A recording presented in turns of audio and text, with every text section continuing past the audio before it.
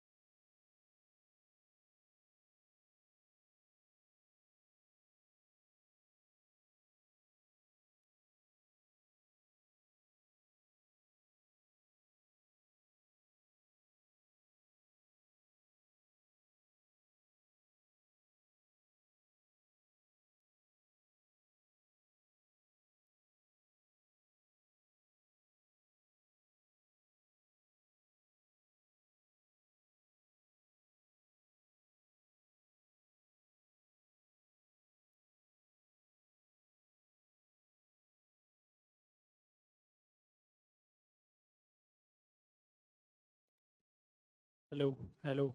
I am audible. Hello, hello, hello, hello.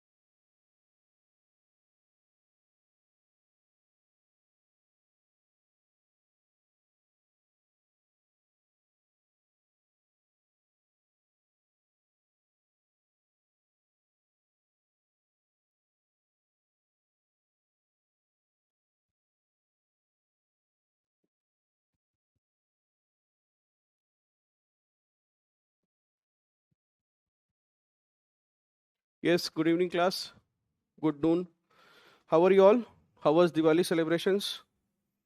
Did not happen for UPC aspirants? Okay. What have we been doing in the previous class? Applied ethics. We discussed the question of ethics versus driverless cars. All right. So we said that how can ethics help in resolving these issues? Then, according to we gave the name of the thinker, that Yuval Harari argues that these questions have to be solved not by engineers. It's not a problem in engineering, but it's a problem in moral philosophy. And moral thinkers and ethicists must be at the forefront in solving these challenges. Apart from that, we had also discussed values. We said that these are the standards on which we measure the desirability of an action. Everybody, is it clear what are values? How do they differ from morals? For example, morality is your inner sense of right and wrong. Values is something that is not about right and wrong. It is about what it is, which means that if which means that, for example, violence can be said to be an immoral thing. Violence is said to be an immoral thing. It is not a moral thing. It's not a good thing to do. But let us say somebody has been brought up in a family where there were parents who were indulging in violence. For him, violence would be a value. In this class itself, people would come from different backgrounds. Some people may be coming from areas where there's a lot of aggression. So depending, those values are how you will measure the desirability of an action, or desirability of a behavior, or desirability of a choice. In this class itself, if if let us say a random person walks in and slaps a person, what will be the response of one of these students in the class will depend what he has seen since childhood. One person response will be, some people may just be shocked. The other person will be, how did you slap me? And the third person may stand up and beat up the person. So this, what is to be done, that will depend on your entire socialization, and it will depend on various things, such as what have you been taught. If it could be, parents could teach you different things. Some parents may have told you before coming to Delhi, ki beta, go to Delhi, avoid trouble, don't fight with anyone. Some parents may have taught to you some Gandhian values, that if somebody slaps you on one cheek, offer the other cheek, so you will be more docile, you'll avoid a confrontation, and you will try to wriggle away from the situation. Some parents may have taught ki never accept domination. It could be on the basis of their own life experience. They may have a certain experience with certain kind of behaviors which may not have been favorable to them, such as they had been silent, docile, not protesting when they felt something was unfair, and because of that, maybe in distribution of a paternal property, they did not get anything, and the elder brother of they usurped everything. So this person, he will pass on his values to the child, saying what? That if anyone gives you one slap, you give him back 2 slaps. Don't worry about anything. Now this is what I'm telling you. This, what your action, your attitude will be, your behavior will be, your choice will be, and your decision will be based on values. For some people, so I often meet, like few days back, I met a student, and he was having trouble clearing prelims for 5 attempts. Now you think he was coming from a certain value where there is a lot of businessmen. Nobody's in a government service. In the end, I asked him that, so he was having trouble, so I spoke to him for some time.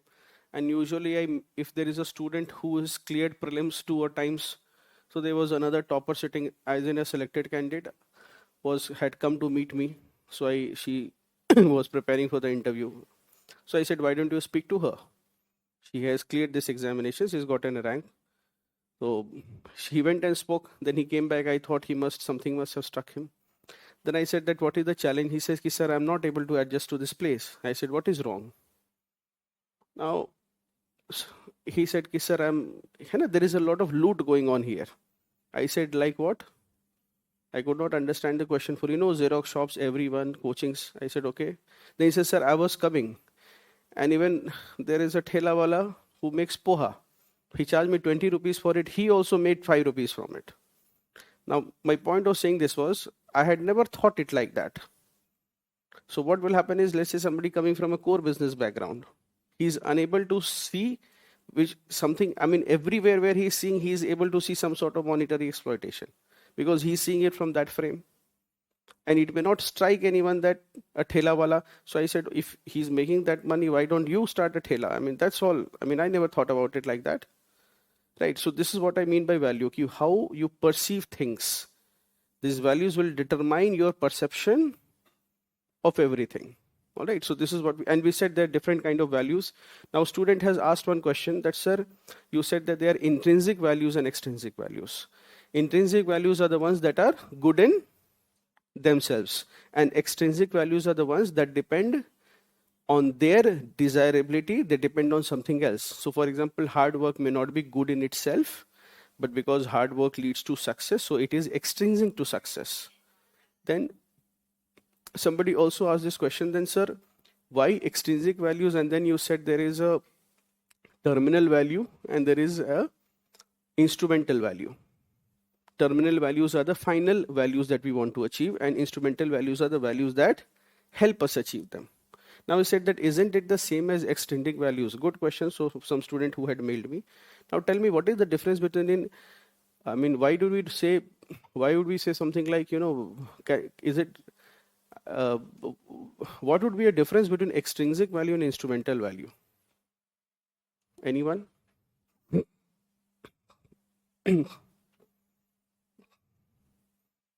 Or, for example, is it possible to have something which is intrinsic as well as instrumental? Values. Intrinsic, which means good in themselves, as well as instrumental. Why instrumental is not the same as extrinsic value? Why it is not same? Tell me, think of an example.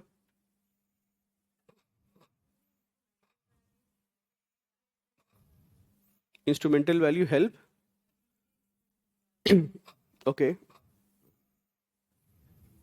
Happiness. Happiness is what sort of? It is an intrinsic value as well as instrumental value.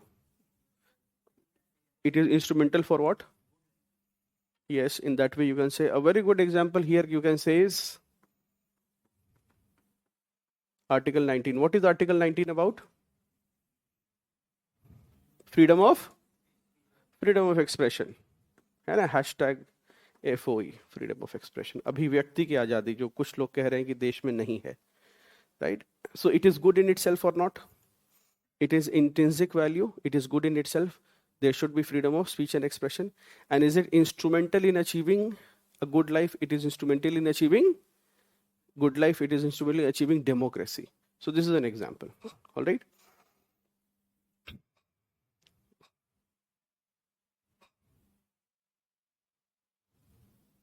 Yes. Then we also discussed one question, that one man's bread is another man's poison. One man's bread is another man's poison. Can you tell me some examples of how one man's bread is another man's poison? This simply means that what is good within inverted comma or moral. The question that was given was, one man's bread is another man's poison. According to this line, what is good or moral for one person in one context can be immoral or bad in another context, in another situation. Right, Mohit? Haan. Yes. Just tell me. Just give me 5 examples. What is one man's bread is another man's poison? Very good example. So one, he says bravery. Bravery in a soldier is a virtue, whereas bravery in a roadside situation is a vice that may lead to harm, not just self-harm, others harm. It may lead to injury, it may lead to death. Any other example? Almost all examples. In day-to-day life, we use plastic. What is the biggest virtue of plastic? Why do we use plastic? For packaging and carrying things. What is the quality of plastic? Why we use it? It is durable. Why is it durable? Why?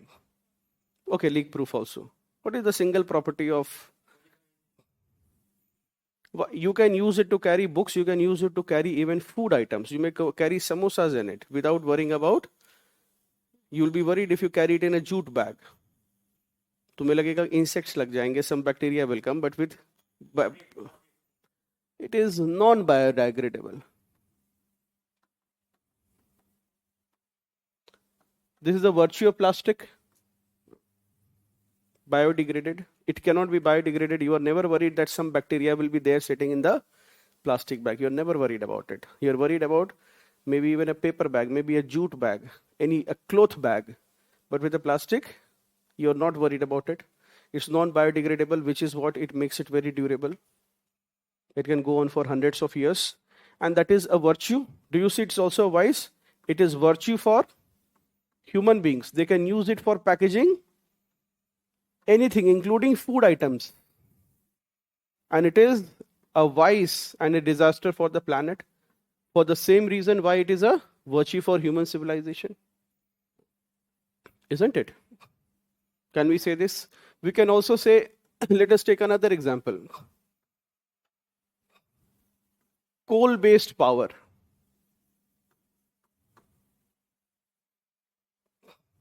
It is virtue for whom? For developing nations. China has said no longer I want a developing nation tag. India has also said it or not? If the Prime Minister continues, then he will say it sooner or later. But overall, for past 2 decades, since the beginning, in fact, we have said we are a developing nation. China is saying, okay, now we are no longer. For developing nation is because it provides cheap power. And we need this energy to pull people out of poverty. I told you, in the end, the contest on this planet is about energy. In the end, if you have to do anything, it will take energy.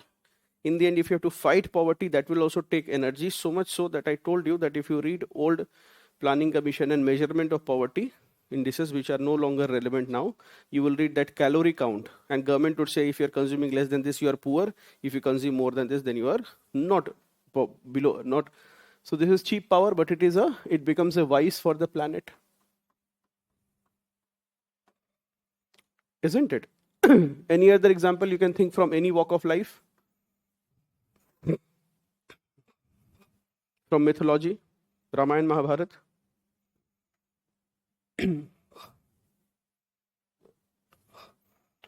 From our all GS papers, world history, modern history. Huh? Killing of Bali. Okay, you could say.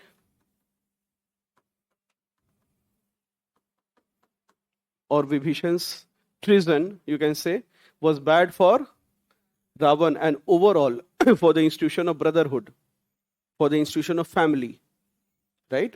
For the institution of brotherhood. Vibhishan is bad for the institution of family as a whole, isn't it? You have a new kid born in the family. You can keep his name as Ram. He'll blame you later for it. He aisa naam socha kyun nahi aapne, hard work nahi kiya.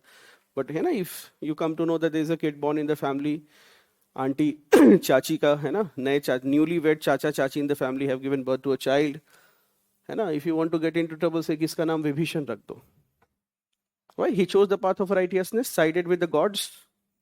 Still, will you name a child Vibhishan in a family? No. That is the curse of Vibhishan. He sided with whom? Lord Ram. He sided with the gods. The gods in the end won. And he became the king of Lanka also. But is Vibhishan celebrated? No. Why? Because he compromised on the core values of humanity, and that is love and support, unconditional love, unconditional support, unconditional care for family, for kith and kin. It is deeply ingrained in India as a society. This care for the kith and kin, going out of your way for your kith and kin, is established value of Indian society. If between two things, between law versus kith and kin, if you choose law, will you be celebrated in the family? Remember this, you will not be celebrated in the family. It's very different. Kith and kin is very different. Those are ties related to blood.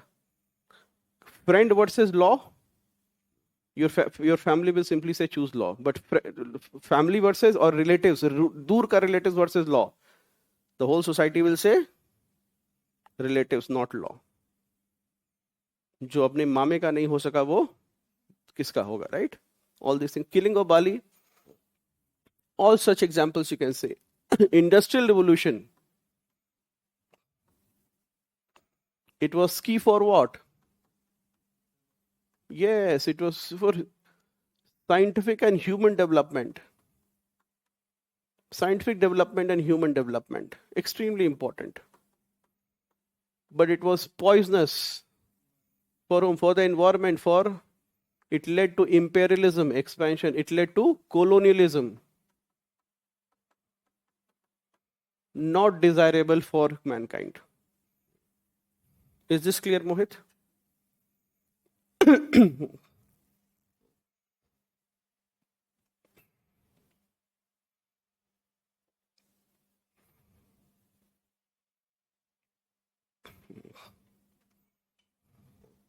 Then the second question which Mohit is asking is that some people believe that, what was the question? Can anybody read out to the question that I had given?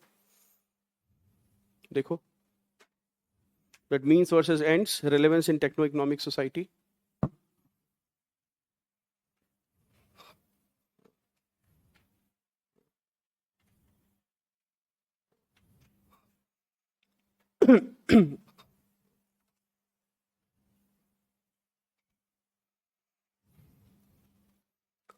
What is more important, means or ends?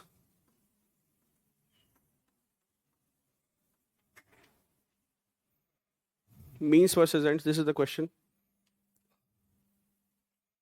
What you'll have to type out the whole question. All right, we'll take it, Naito. In the end, we'll take this question back. We were also to discuss role of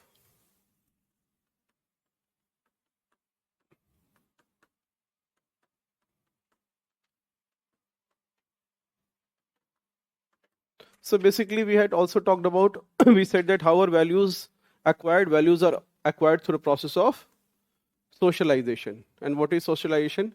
Process of value inculcation when an individual, this is an individual, interacts with members of family or members of society, educational institution,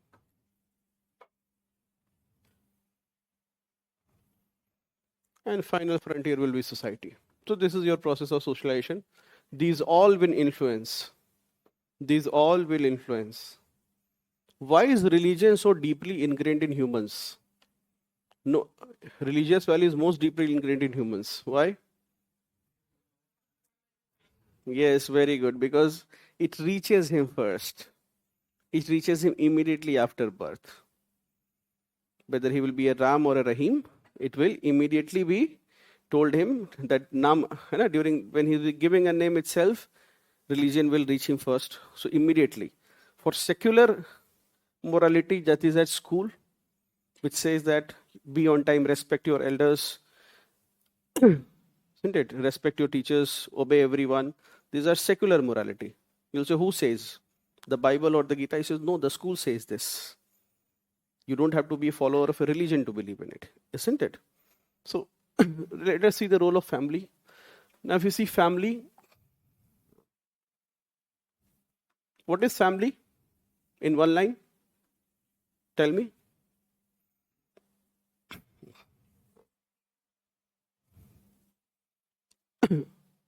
Family is close-knit group. Yes. What is the key? Okay, close-knit group. Most important criteria for family. Yes, related by blood. So you can say, but the spouse is not related by blood.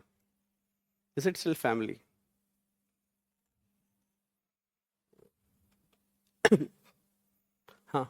That is why the spouse will always treated is always treated as an outsider, and also marriages are dissolvable. Marriages get dissolved, but being two brothers and sisters, that can never dissolve. Yes, young man. Very good. By both blood and filial relationships. All right. So family, basically, if you see, family is the first school of the child. Family is said to be the first school of the child, isn't it? Family is the first school of child. What value does it teach? Father teaches what? Discipline. These are very stereotyped roles, but then these are, if you mix these up, then they will be wrong for the purpose of an answer. Don't start saying father teaches love, compassion, mother teaches discipline. It may happen in some families, but we'll go by very stereotypical roles that is ascribed to fathers. Right? Father teaches discipline, hard work, punctuality. Mother teaches love, sacrifice. You see, feminist will say, sir, this is a values imposed on the mother. She did not choose sacrifice. Sacrifice was imposed on her, right? Isn't it? Care, compassion. She is the first teacher of the child, isn't it? She is the first teacher of the child.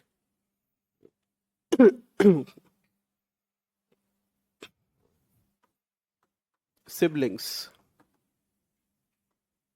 Siblings are the first peers before school. The first peers or friends before school, isn't it? First peers before school.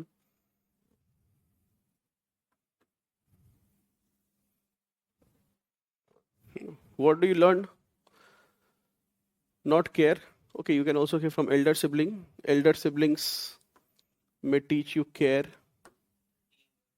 Yes. But generally we say that cooperation is a value that we learn. Cooperation as a value. Competition also.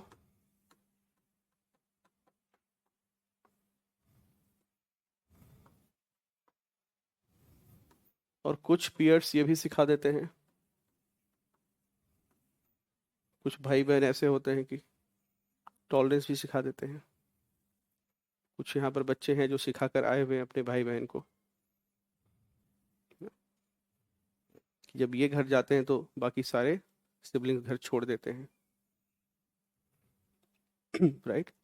Do not miss out the role of grandparents. Most of the people checking your copy will be. इसको लिखना जरूर से.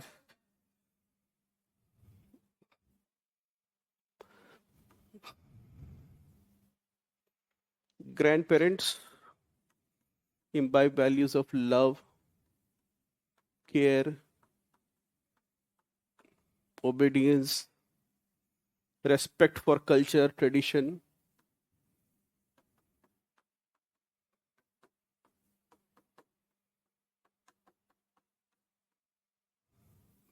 All right?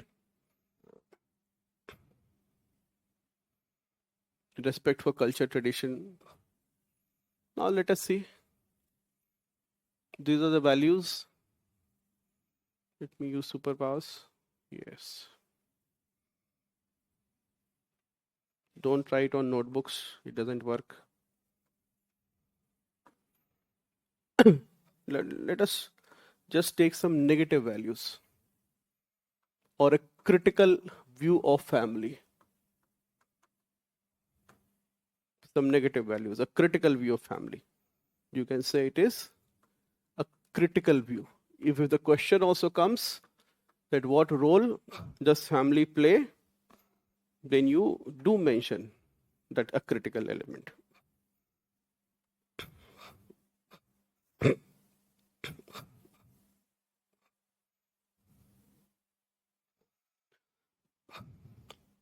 So the family is the first avenue of socialization, isn't it? First avenue of socialization. It gives both gender identity to the child, and there's nothing wrong with it. You're a boy or you're a girl, and also assign gender stereotypes.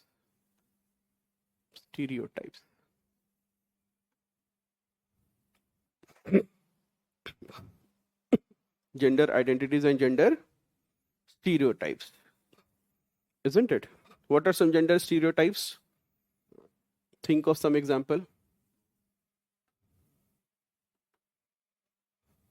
What have been told as boys? मूछे बढ़ा रखी है कुछ बच्चों ने, बताओ क्या सिखाया गया था? Yes, boys do not cry. हाँ हाँ, boys are suppose to be brave. छोटा सा dog is chasing you. Now you are not knowing that either you run or beat it. You are trying to be brave, and then it is biting you, and then you are, some girl comes and protects you. Right? Sometimes happens in Rajendra Nagar. That a boy is afraid, he is not wanting to show he is afraid. Now he is going to be beaten by a dog. Then you'll see some girls will come, they'll come with biscuits and food, and the dog will suddenly be all calm. And this boy will hide behind the girl, trying to escape the dog. Right? So boys, these values are, boys don't cry, or boys must be brave. Not should be, they must be brave. Or, for example, boys must play sports.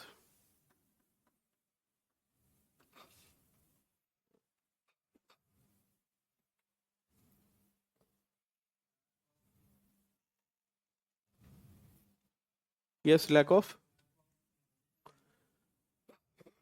Thereby, very good, we can say, thereby permanently, when this is with respect to this, do not cry. What does it lead to? Its outcome is permanent impairment of emotional expression. This is the truth. कुछ साल में समझ में आ जाएगा. Permanent impairment of emotional expression, no matter what emotions you are feeling, you will not be able to express yourself. Why? Because since childhood you were told that the minute you start crying, if at all as a child, they'll tell you, don't cry like girls. And if you cry more hearing that, then they will say he is the drama queen of the class. Right? So what happens? This young boy, he grows into an adult. Those young boys, he grows into an adult. What has he not learned? He does not know how to emotionally express himself. Impairment of emotional, permanent emotion, expression. He's never able to express himself. How will it manifest? How will this young adult manifest itself? Think modern times.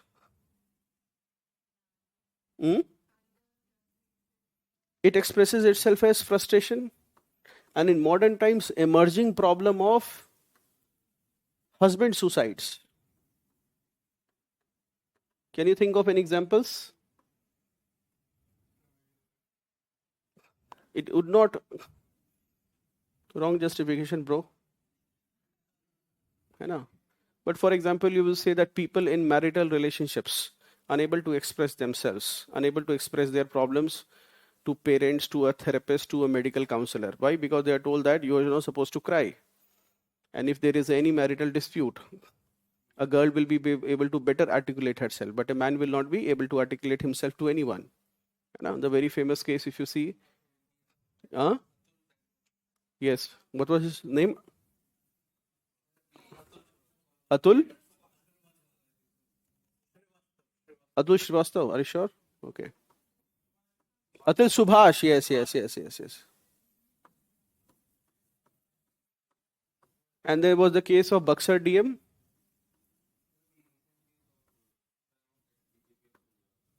Yes, the suicide of. So you can write famous cases, don't write. And the Buxar district magistrate committed suicide some 6-7 years back. Anybody can remember the name? Rama Karlo, this will be your example. This will be the outcome of it. When you write an example, you always write something in the conclusion. It is a good ending line that. Right, yes. So boys are stereotyped in this manner. And girls,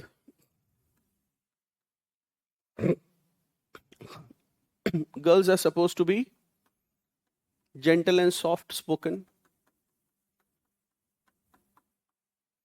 If you're not soft spoken, then you will hear criticisms.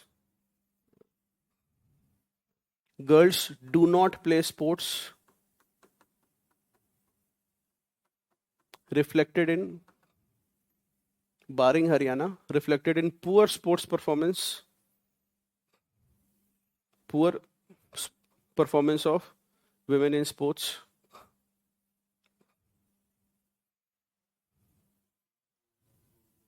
Huh? क्या? Yes. She saw that she is assigned to, the word is chulha chauka. When you write it in inverted commas. What is the meaning of chulha chauka? Yes, when you write in inverted commas, that is the household works.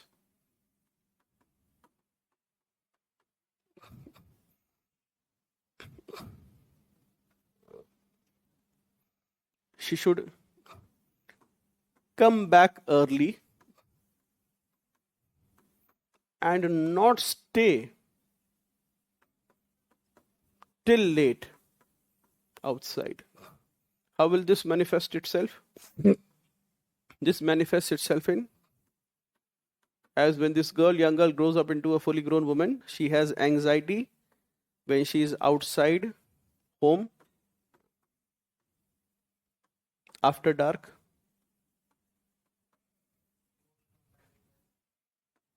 This also will reflect in poor labor force participation. Poor labor force participation. Isn't it? You go to, I am very grateful that I got opportunity to work in villages, and it was a life-changing experience for me. So when you go to talk to young girls and you ask them what do you want to be, in the end, most will end up saying that I have to learn this and that, and then they will say that I need to learn stitching, silai, bunai, kadhai, so that they can get married, right? So one more thing that is said is, in most societies, marriage is seen to be, they are told that marriage is the end goal of good upbringing. Not just in Indian society, but also in Asian African societies also. If you ever get time, you can read this book.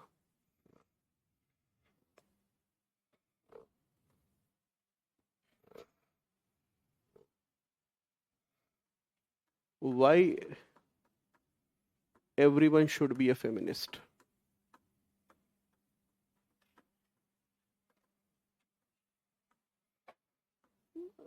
Everyone should be a feminist.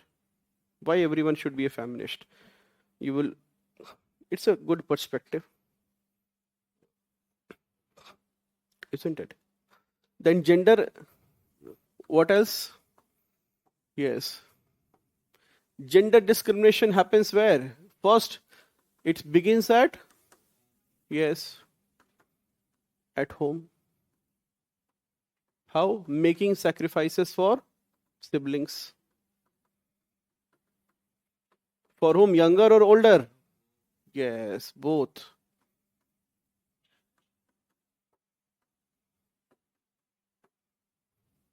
It will be inculcated with family. Isn't it?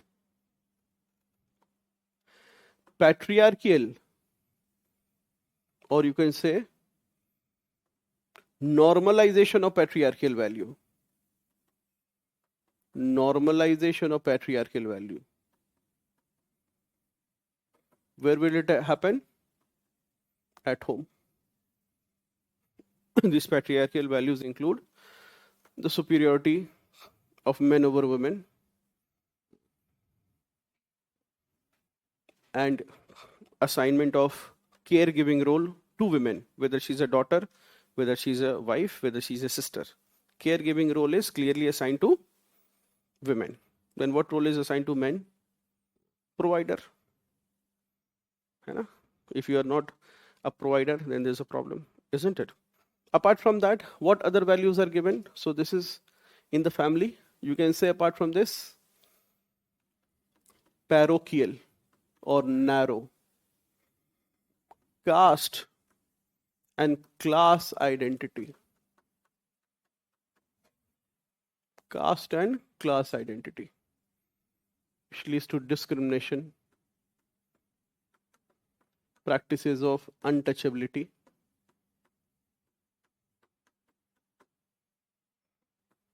This leads to forbidding of intercaste marriages.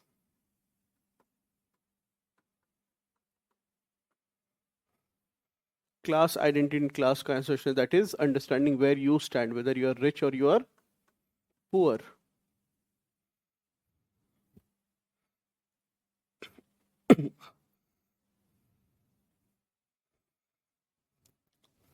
Isn't it? Apart from that,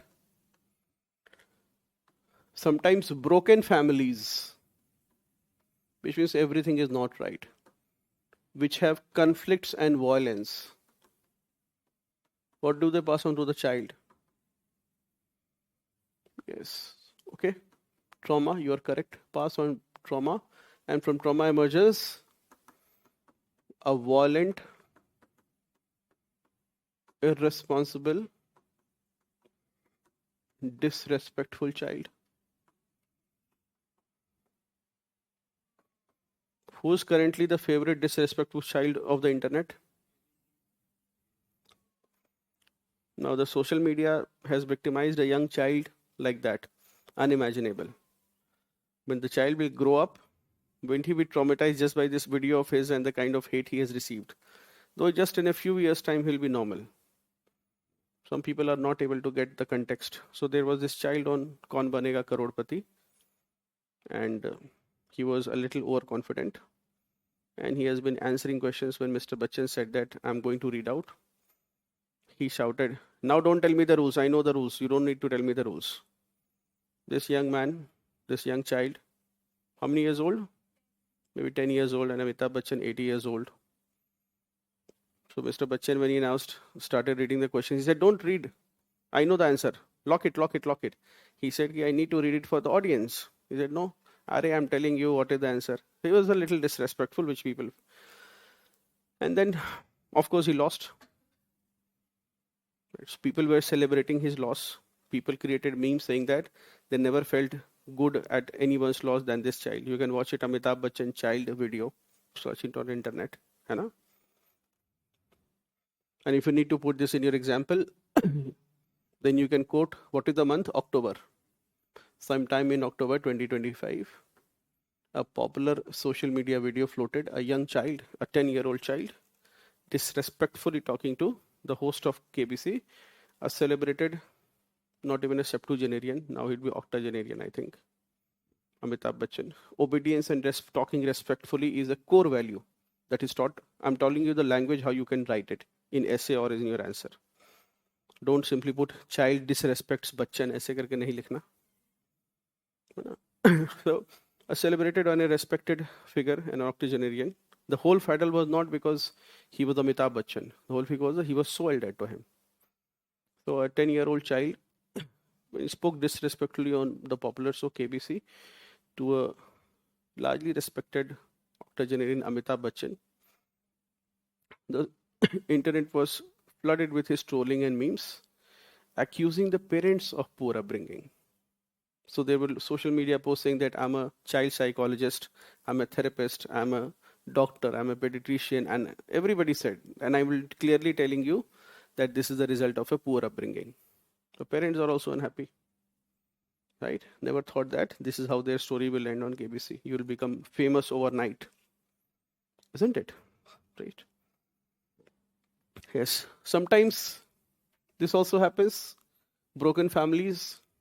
You can also write overindulgent grandparents and parents. Overindulgent grandparents and parents. Isn't it? They sometimes spoil the child. How will they spoil the child? Yes, disobedience, lack of respect. For it will begin with for elders. Later it will lead to for rules. And later for law. This will be, it will begin with disobedience of the elders. Then it will slowly become for any rule. and then they will say, ki, hey, Lord, then what happens? You end up in jail.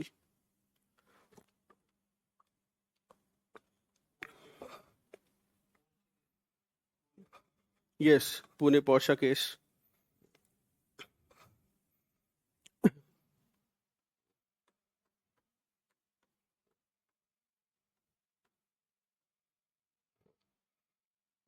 All right.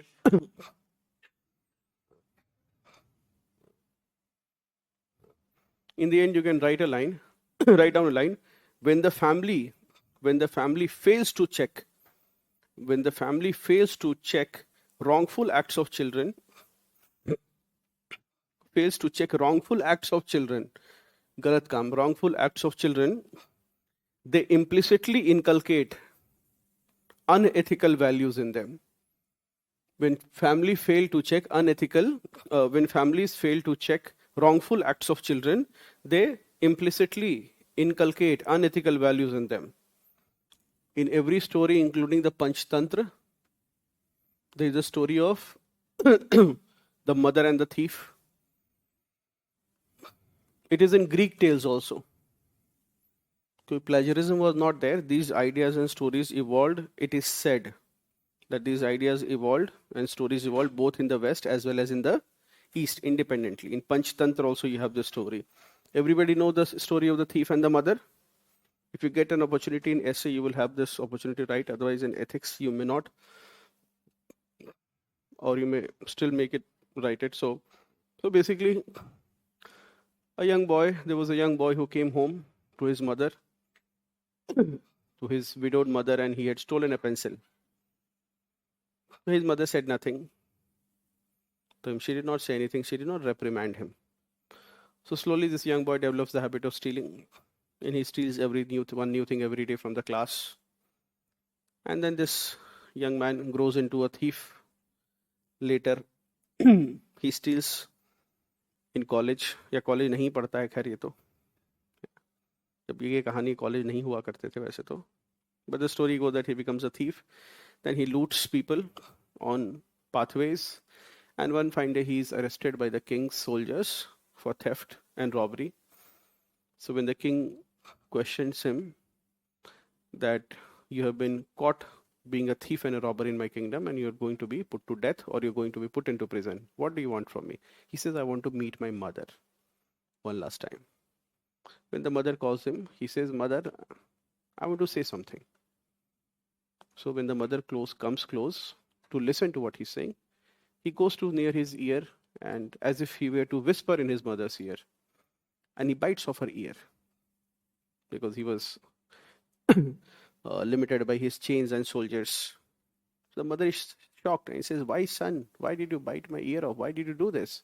He said, Mother, if you had ever stopped me when I first stole a pencil, I would have never become a thief. If you have first stopped me when I first stole a pencil, I would have never become a thief. I would never have come to jail, to the prison, or to death. So this is the moral of the story. The mother is the first teacher of the child before the school also. And mothers are crucial in the moral development of a child. Isn't it? So this goes on to say that when mothers, they fail to check the wrongful acts of children, then it implicitly and silently they inculcate and encourage unethical behavior, unethical conduct, unethical values in them. Isn't it? And these values, the failure of family in inculcating right values manifests itself in nearly all forms of gender crimes, including rape and molestation, failure of the family. But more than that, it also manifests itself in honor killing, in acid attacks, in eve teasing and harassment, street harassment.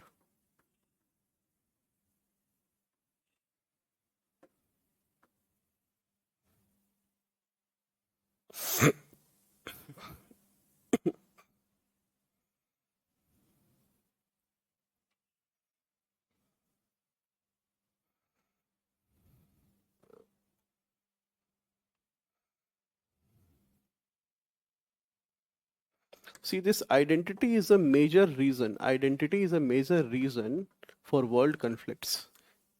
Write down a note, a separate note, NOT note. NOT note, write down. Amartya Sen in his book Identity and Violence, name of the book, in his book Identity and Violence, the full name is Identity and Violence, The Illusion of Destiny. But Identity and Violence. Amartya Sen in his book Identity and Violence says that all conflicts of the world, all major conflicts of the world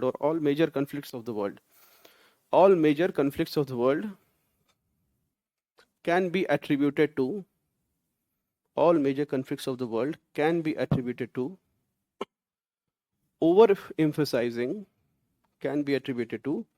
overemphasizing any one identity any one identity of an individual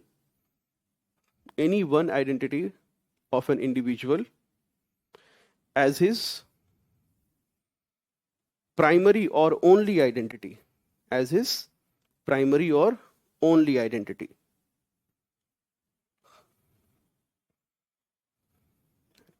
This, comma,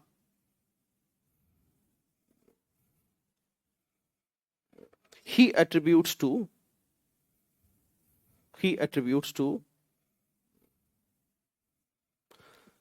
the cause behind the conflict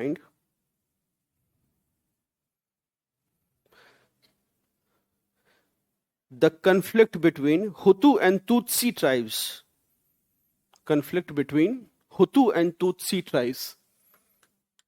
I'm writing the spelling on the board. Hutu and Tutsi tribes leading to the genocide in Rwanda.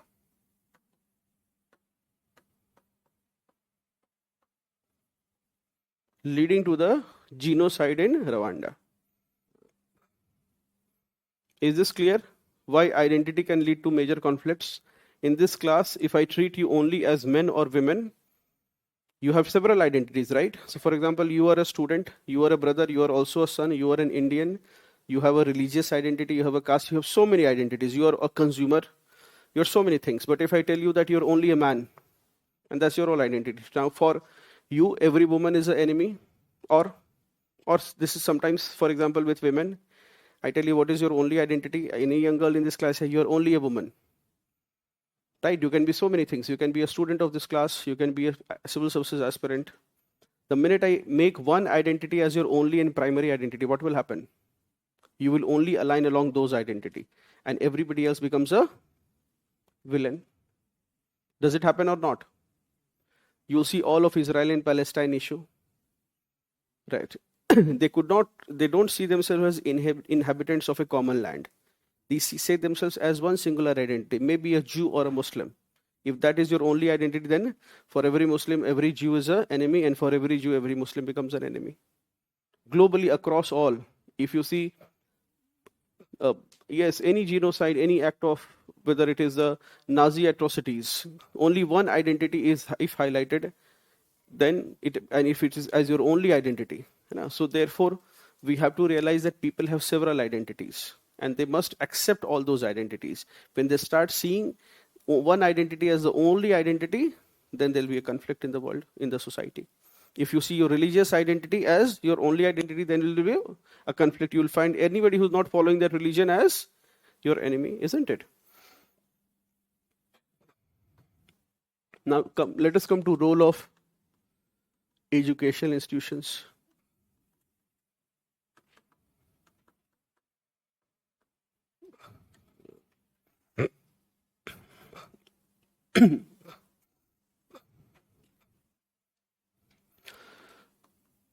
If you see, the school is the second family, or you can say school becomes the second home of the child.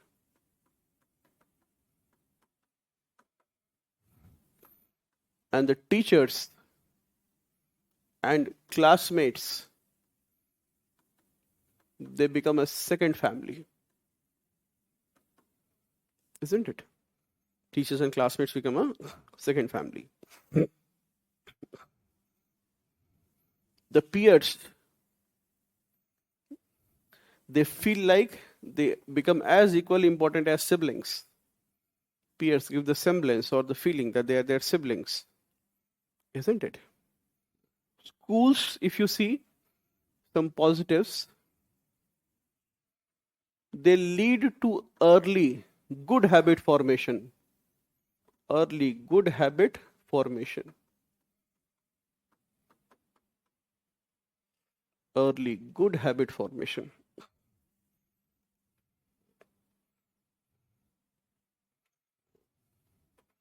Early good habit formation, and habits lead to character. So therefore, they are crucial in moral character development.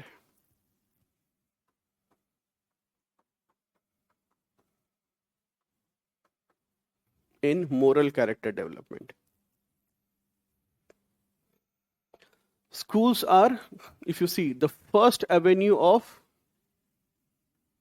secular education. Everybody understands what I mean by secular education, yes or no? Yes. Anybody who does not understand what I mean? I mean, your family, whatever values it will be given to you, it will be colored by your religion, your caste, etc. Isn't it? For example, you have to go and pray every Fridays, or for example, Tuesdays don't eat non-veg. Any rules, any values that will be given to you.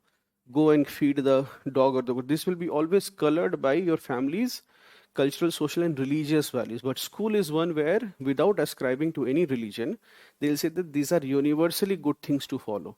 That is why I've said that they're the first avenue of secular education. Isn't it? They're the first avenue. They also inculcate civic sense or civic values in children, which is crucial for becoming good citizens.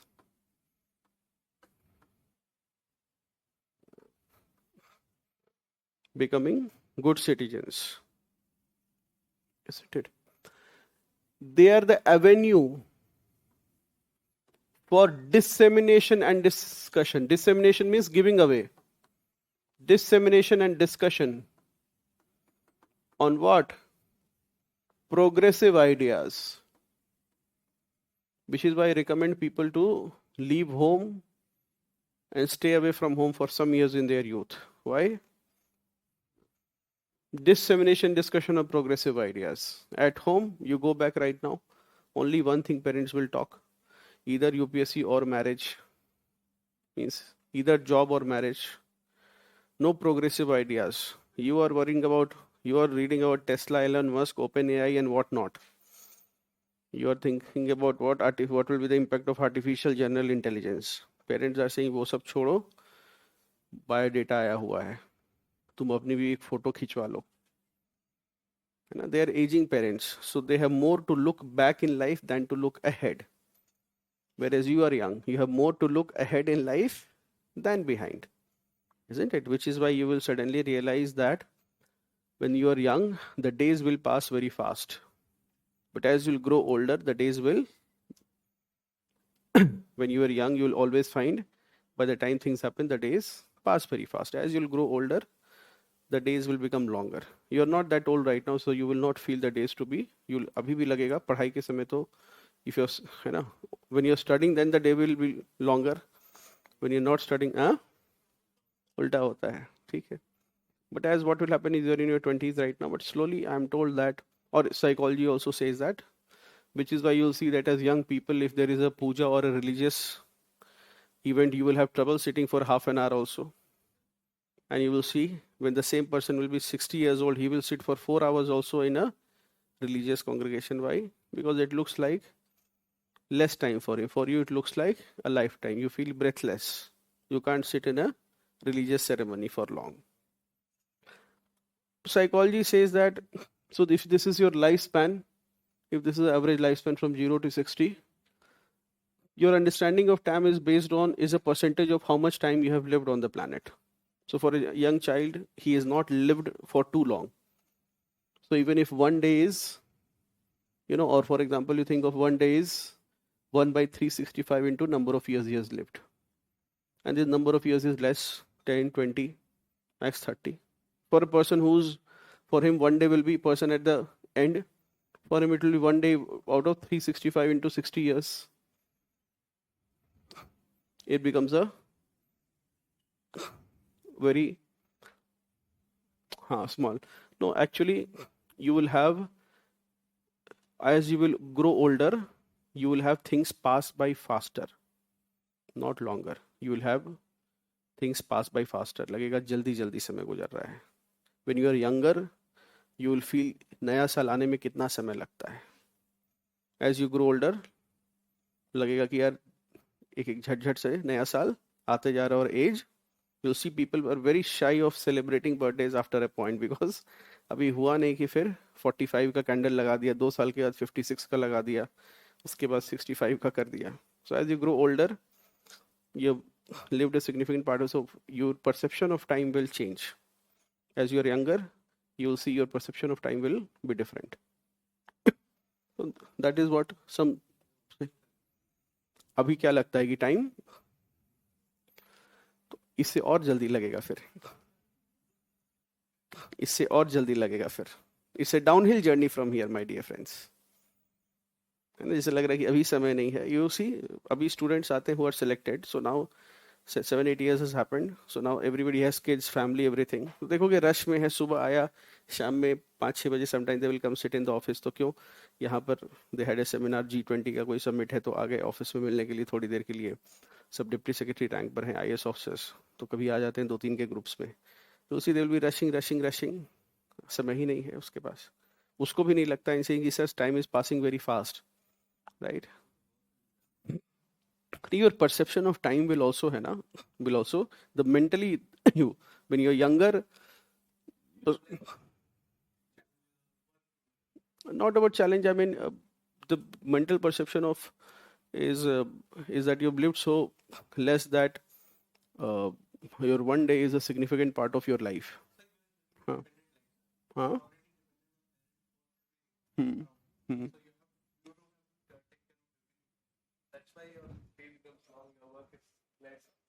You can have several theories for it, but anyway, chalo. So progressive ideas, it becomes the first avenue of progressive ideas. It inculcates also civic sense and scientific temperament. If family teaches him about God, schools teach him about science. If family teaches him about God, schools teach him about what? Science. Which is why, as I said before, that in college people become agnostic and atheists because they see the wonders of science and because they come to know the meaning of the word atheist and agnostic. And then when you grow older, you again become religious. The most irreligious person also becomes religious. You'll see this happening with your parents sometime because they start seeing the limitations of science and rationality. You know? Yes. Play groups at school. They inculcate values of cooperation. What else? Competition. Yes, teamwork. डालना चाहो डाल सकते हो, but tolerance will not be the appropriate thing here. No. Inculcate values of competition, teamwork, sportsmanship.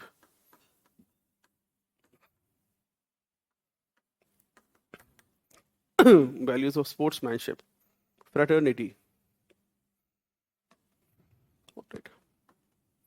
They also expose the child to the first formal code of conduct. घर में mummy के सामने, before your mother or father, you cry 2 times, okay, they'll change the rules. But in school, teacher has said, take bath and come. There is no sunwai. Ma'am will point out that you have not taken bath. In school, all the young kids, they have to reach school at 7 o'clock. Until kindergarten, they will allow them to not take bath. After that, they will point out, you have not taken bath. यहाँ बड़े 10 बजे तक नहा नहीं रहे हैं वो बच्चों से 7 बजे नहवाया जा रहा है, right? Some formal code of conduct will be there, such as for example they'll check their maintaining hygiene, basically you can say personal hygiene, etc. So for formal code of conduct will be imposed on them. This will lead to respect for rule of law, which manifests itself as respect for rule of law, isn't it? Then they are also exposed to SUPW. Anybody did that in school? Yes or no? How many know the full form of SUPW? Anyone? बस ऐसे SUPW कर लेते थे. कुछ बच्चों में कीड़ा था. Socially useful productive work. Did you have it in your time? Later it was changed to work experience. But in school, did you have a SUPW period? नहीं याद होगा. Socially useful productive work. अभी forum में भी शुरू कर देंगे कि वहां कूड़ा है जाकर साफ कर दो. Socially useful productive work. हाँ, इसी तरह के काम कुछ for the common good. स्वच्छ भारत अभियान चलाओ कैंपस के अंदर. Productive work. So you learn teamwork, cooperation, thinking and caring about others. Then debates and discussion at school. Debate and discussion. They broaden the horizon. Yes. Broaden horizon and promote critical thinking. Rational critical thinking.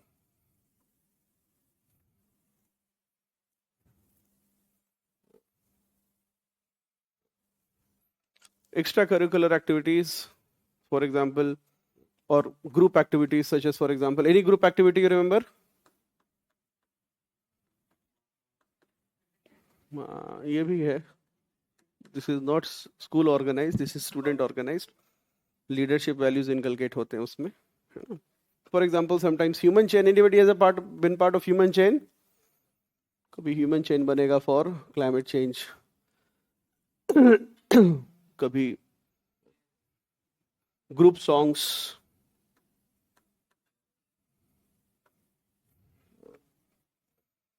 You ask people to sing.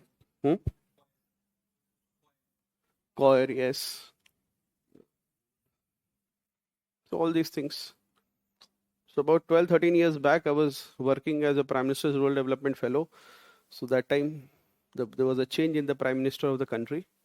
Yes, 2012, the new Prime Minister came and the first thing on his agenda was Swachh Bharat. On Gandhiji's Chashma. एक तरफ स्वच्छ, दूसरी तरफ, you've seen that, है ना? So, व्यंकार Hindi writers used to say that जहाँ स्वच्छ है वहाँ भारत नहीं, जहाँ भारत है वहाँ स्वच्छ नहीं. So, है ना? एक दो लोग अगर श्रीलाल शुक्ला वगैरह के few works, if you read, then you will find he had just won the Gyanpith Award that time. But anyway, so we used to go for inculcating. So that time, so every time there's a narrative going on or a primary thought, as we said now, that one man's poison is another man's. So that time the narrative that was going on was that around 2012, yes. So newspapers, including the Hindu, had reported that there was a problem of, we had hunger death in our country, which I have told you multiple times that now we do not have hunger death, and there was a lack of food security. The Food Security Act had started, but still we had food security problems. There are three aspects to food security, if you remember. One is availability of food grains, the second is accessibility, and third is affordability. So in terms of availability, our country was full of food grains by 2010 or 2005-6 itself. We had enough production. Availability within the country was not a problem. That time we were solving the accessibility problem, which means whether it is accessible to whether it is accessible in a tribal area, in a remote area, in the forest, in fifth schedule area, and whether it is deepest areas of forest, if there are 5 families or one tribal person living somewhere in a distant area, whether he is able to access it or not. So you must have seen that accessibility problem is also solved. What is the big test of that accessibility problem? 2020 COVID lockdown. Did you hear of hunger death anywhere in the country? No, it would have become a big news otherwise. Not just here, but in New York Times. वहां अखबार में छपता कि India still has hunger death. I mean, they are planning to send man on moon and they are having people dying of hunger. They can't coexist, right? It would have been reverberated that hunger death is happening in, it doesn't happen in developed countries or people who are aspiring to be superpower. So accessibility problem was there, and affordability, to some extent we can say that still it is there. Not because food grains are expensive, but because there is poor purchasing power. I repeat, not because food grains are expensive, but because poor per capita income problem is still there. है ना? People don't earn as much. So, and what is the sign? The sign is that we have to give food at subsidized rate. That itself means that affordability problem is there. Is food expensive? No, food is not expensive. If we further lower the price, farmer will die because he will not get a remunerative price. So it means per capita income has to be raised. Okay, so this is the study. Now, so that time when Swachh Bharat Abhiyan happened, then the Prime Minister was smart enough, not like the current Chief Minister, that when you're having a video of Swachhta Abhiyan, then you know the whole staff and the hundreds of policemen, thousands of policemen in fact, and thousands of civic staff, they are there to make it a success. And every time you will say in some political leaders cleanliness Abhiyan, the video will come where somebody is throwing the garbage and they are wiping it off. Our Prime Minister knew that this is what is going to happen. That somebody will tell the Prime Minister is coming to sweep the Parliament street. Usi samay somebody will throw the garbage for his cleaning, and somebody will be stupid enough to capture that throwing part also. Right? ये करवाएगा, ठीक है? मतलब जो staff होगा वो video बनाएगा और release कर देगा. Now your whole campaign is gone. Just like it happened with the Delhi CM. Every time it will happen. They don't have one person responsible who will manage this part कि ये काम नहीं करना. So Prime Minister was very good in the first time itself. He knew that they will take me somewhere and they will have kept the garbage and they will ask me to sweep it. And then later I will give this video and later real video will come. Okay, municipal staff is throwing dry leaves so that the Prime Minister can. So he stopped the vehicle midway and simply started sweeping somewhere. Because he knew that I can't deal with the bureaucracy. Wo kahenge, sir, we have made all the arrangement, and then my whatever public perception will be flop, and I have just been elected the Prime Minister in a major mandate, right? So he was smart enough, he got down and he simply, at a random place, he started sweeping. He knew that if I have to fail the bureaucracy, this is what they will do, because they won't think as much. Itna dimag nahi lagange. My private strategists, they will think this much. No one will think. Also, he was coming from Gujarat, so he knew that what I think versus the bureaucracy in Delhi will not immediately align. Now they will never make that mistake. Now the whole bureaucracy knows what the Prime Minister wants, but there were people coming from outside for the very first time they are coming to Delhi. And for the very first time, somebody who's not very well known in Delhi circles has suddenly become the Prime Minister. So it's a big thing. People here, the socialites who control a lot of things here, they were not accustomed to somebody who was coming from not a very regal background, not a very aristocratic background, suddenly becoming the largest leader Prime Minister of the country. So there were initial adjustment problems. Now, so Prime Minister launched Swachh Bharat Abhiyan. Good thing is the British arrangement has been such that when the Prime Minister from Lal Killa will make an announcement, all 750 districts will follow it. So I also, in our district also, we started that Jhadu Posha aur ye sab karna shuru kiya humne. Now, there was a very famous person, I'm not sure if you heard it, John Drese. Anybody has heard of it? Heard of him? No. So he was a very renowned person, part of National Advisory Council. This was the body that used to advise the cabinet and the Prime Minister in the previous government. So they were very academicians, sociologists, and renowned persons. But if you think of it, he had the status of no less than a cabinet minister. But of course, because he was an academician, he would always ride a cycle, and then he was a academician. So now what happened is, few things were happening. That time the debate happened that in India we have a stunting problem. You know what is wasting and stunting? What is wasting? Huh? पतला होना वो सही है, लेकिन no, there is a technical word, बताओ. Less, that is stunting. Less height for the age, and wasting is less weight for the age. हाँ, it is technical. ठीक है? इंटरव्यू में यही चीज में डांट खाओगे एकदम अगर बोलोगे सर, है ना? So you have to be very precise about such thing. It is technical thing. So wasting and stunting problem. So that time studies came. We had a midday meal program. We still have it. So that time the narrative or the predominant discourse was that midday meal, now midday meal is having another problem. As I told you before, that sometimes let us say I arrange meal for all of you, and then I'll say class will happen. Now these kids are coming to the school, and every day one kid will say, "Arey, I saw a rat in the dal." और मुझे तो लग रहा है खाने में cockroach है. Now one person, think of kids, school kids, like 3rd, 4th, 5th, or imagine yourself to be in that.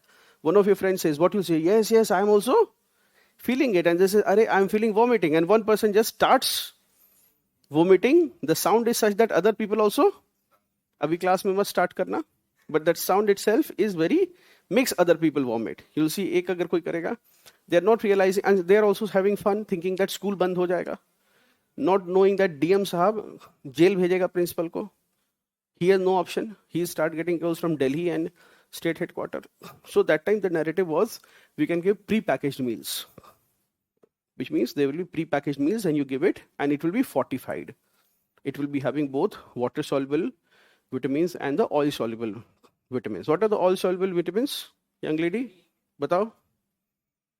A, D, E, K. है ना? अडेक अगर नहीं है तो ऐसे याद कर लो, oil soluble है, which is why vitamin A you will take in milk, because milk is a solution having both oil and water. And you will find vitamin A where? Rich source, carrots, and it will be in, as beta carotene, not as vitamin A but beta carotene. But in vitamin A properly, in eggs, which part? Yellow part, oil soluble hota hai, kya chodo. So this, now what happened is, in that district, it was one of the most, I had chosen to work in one of the most backward districts of the country, in the most backward block. So there, I suddenly saw an English-speaking man, Angrezi bolte hue. So when in the rural hinterlands of the cow belt, when two English-speaking people meet each other, they ask the same question to each other, that, "Tum yahan kya kar rahe ho? What are you doing here?" Then I said, "I have come from Delhi.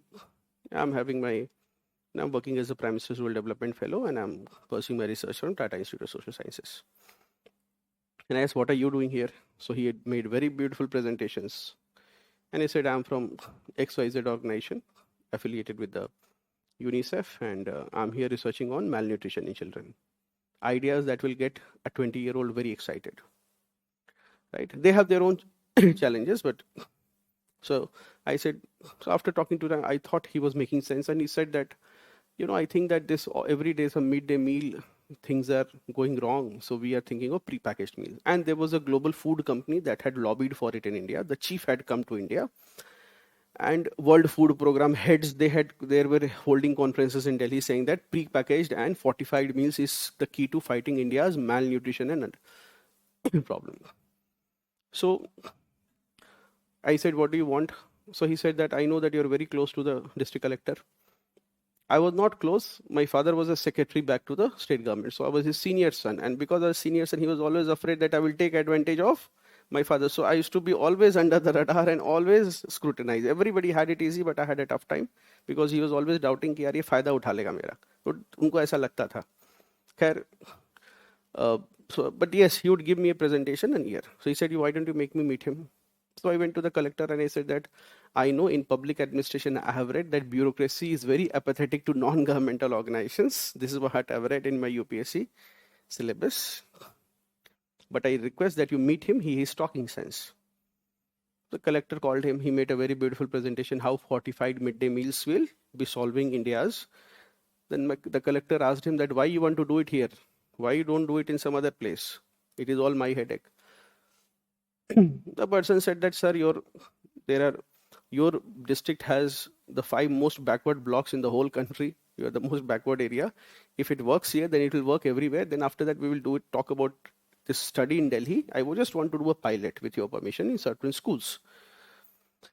Then I'll go to Delhi and I will lobby chodo, and editorials will start coming. Fortified food meals is the key, just like you read in newspapers right now. So everything, there's a certain discourse going on."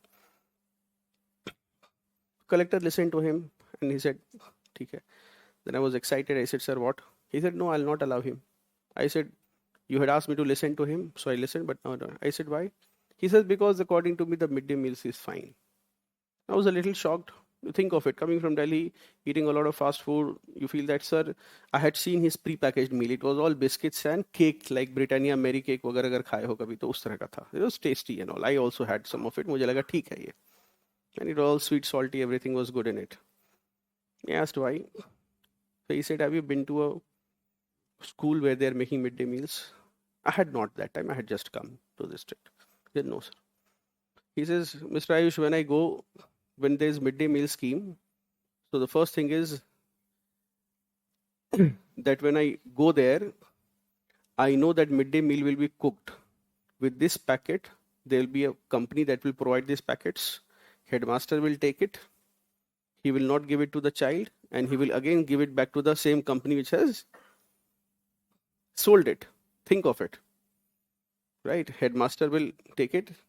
He will give back to the same company which is selling it for 50 rupees. He will give it for 10 rupees back. Again, the same material will be purchased by the government. Again, it will be circulated. I have no way of tracking it. In PDS, by that time, PDS scheme was all set out. In every truck that is carrying food grains, there is a GPS and tracking is very strict. Now you cannot do leakages and proliferages. I said, okay. The second thing which he says that when I have my midday meal and when I go to the school, I know whether midday meal is cooked or not. I said, how do you know, sir? Because I also, if I go, a headmaster will say, yes, sir, we serve the midday meal, but he may not have cooked it. He said, no, that he cannot do. Achha, right now you have this Ujjwala scheme, na? So where gas connection wala kya hai? Ujjwala. So before you did not have that scheme. So this midday meal was cooked on basically wooden. लकड़ी जलाकर हम लोग गांव में बनाते थे. So he said, I go to the school. So there will be some chulha will be there, and I know that they have burned the firewood. They will not clean it immediately in the middle of the ground. They will have cooked it. So I will come to know they have made it. So I don't have to ask. Then I said, sir, but the headmaster will be very clever. What if he will simply burn he knows that if they come to know that the collector knows whether midday meal is being done or not just by seeing the leftover of the chulha, that is some rakh and all that. If he is judging, then every principal, what they will do? They will tell कि आग लगा के रख देना, DM कभी जांच होगी then photo खींच कर भेज देना कि बना था, now this is the chulha for it. No, he said, no, that will not happen. I said, why? Because if he lights up the chulha, and he says, sir, he will just lights up the chulha, then immediately the word will go in the village ki. So village is a small place, like the school is there and the village is like just there, close by in these places. Then one student will go in the village that now meal is being cooked. So all the students will come. Right, I said, sir, but still if he just puts a patila, just puts water, it doesn't make the rice and the dal, then what will you? He said, I don't have to do anything. That is why you have not visited the school. The students there, I mean, the poor children in that place, they'll come with utensils and a chammach and they'll do tan tan tan tan tan shuru kar denge. The principal will be forced to make the food. He cannot simply light up, do the whole setup and say ki, hai na, aaj khana nahi banega. Because principals used to say that PDS has not come and all that. Before right to information, principals would say that khana has not come. Now nobody knows. Now what happened is after the RTI, school ke bahar likha rehta hai. Outside the school, there is a place where it is written that food grains has been received by the principal. So now everybody knows that rice and dal is kept. Before they said not coming, he will take his home. Some he will use, some he will sell it in the market. Now those things are permanently, and we are more prosperous also. This level of theft is now not happening. You know, usme garibi zyada thi. And lastly, he said, which rightfully he said, I'm giving them fresh meals. What is going to happen for 10 days? They will eat these cakes and biscuits and they will enjoy it. But in the end, they will need dal chawal. And we will just experiment with this for 2-3 years and then we will again revert to dal chawal. This is what is going to happen. This may happen. I'm a simple district collector. I can't do much to prevent it. But I don't want to be the one who enabled something like this. So I will not participate in it. So do you see this person working at the grassroots level as a district collector? He, after 20 years, he'll be going in the Delhi and they'll be making policies. And which is why that ground level experience which the IAS ends up having. Because he's the only one. Other services don't get this exposure. Because usko pata hai ki what is happening, what the headmaster is doing, what the clerk is doing, what the Bada Babu is doing, what will happen in the lowest villages. And because he will get posted for 3 months as a block development officer.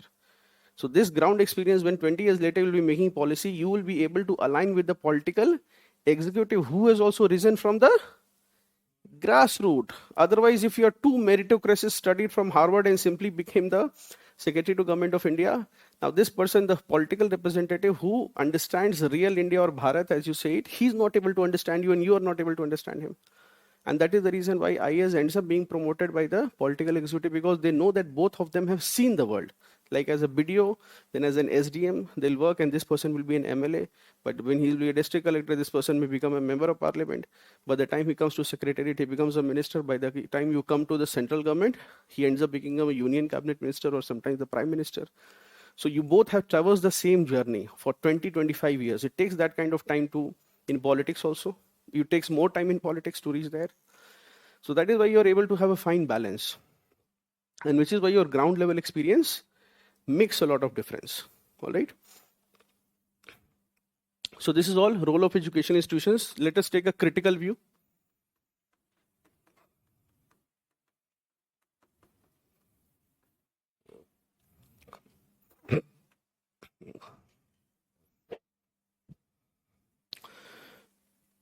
So schools, they provide the first association outside of home.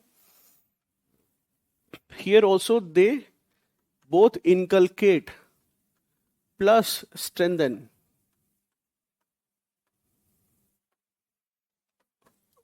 class identities. What do schools do to counter this? Yes, very good, uniform. But still, they will impart class identities. They will also impart the same thing, gender roles plus stereotypes. They will impart gender roles plus stereotypes. Same thing you can write boys ke liye and girls ke liye. Then they will become first gender roles and stereotype. You can write the same thing for boys and girls. What mothers and mothers have done in home, teachers will do here. Boys don't cry, and girls shouldn't play sports. Then third,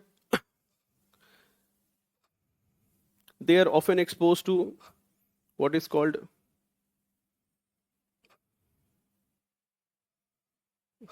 you can say they are also exposed to things such as social media. At school, they are exposed to social media, pornography, violence, gaming, etc. Social media, pornography, violence, etc.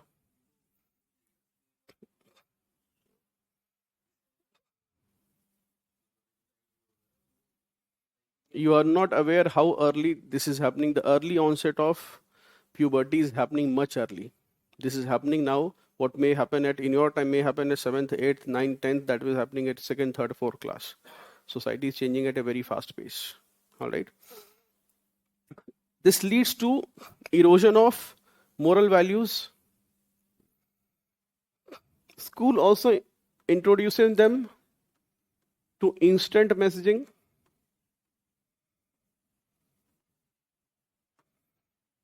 Instant messaging. What is instant messaging? So instant messaging, there is what? The all-time availability of all persons. What is the all-time availability of all persons? What is the negative impact with it? All-time availability of all persons. There is less regard for family. Less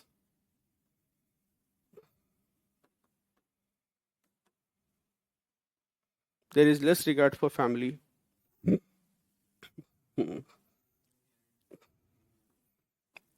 बच्चे दिन भर जैसे तुम दिन भर phone में घुसे हुए हो वैसे बच्चे घर में हैं, not talking to parents.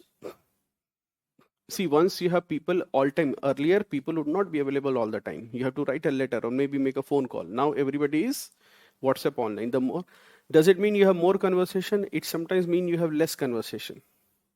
So that sometimes what happens, there is less regard for the family. All the time people are, or even friends, relatives. It could be possible that you have everyone on your WhatsApp and yet now you're talking less. Earlier you did not have everyone on WhatsApp, but maybe you may have talked at least once a week or once a month.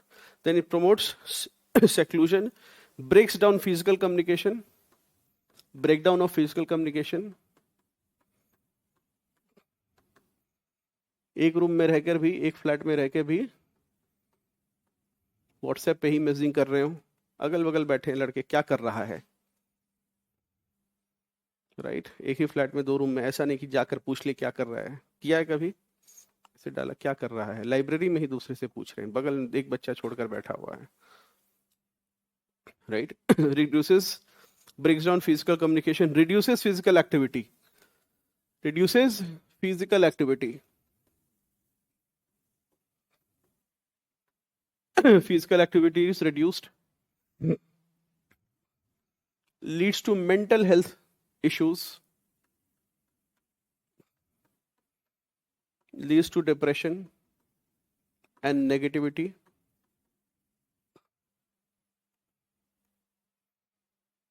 Isn't it? Then there is exposure to video games, creates addiction. किसी बच्चे ने अपना जीवन बिताया है video games में addiction होकर, 1-2 साल जीवन के दिए हैं, या अभी तक दे रहे हैं, ऑनलाइन देख रहे हैं class, right? It leads to meaningless whiling away, घंटों बैठे हुए, whiling away, while away का ही whiling away, meaningless whiling away, you're not doing anything. सुबह से क्या काम किया, 12th लेवल तक पहुंचा हुआ हूं अभी, है ना? Games such as, for example, Blue Whale also end up causing self-harm. Are you aware of this? Game banned in India now, right? Blue Whale game. Don't download it now from somewhere. कि खेल कर देखते हैं.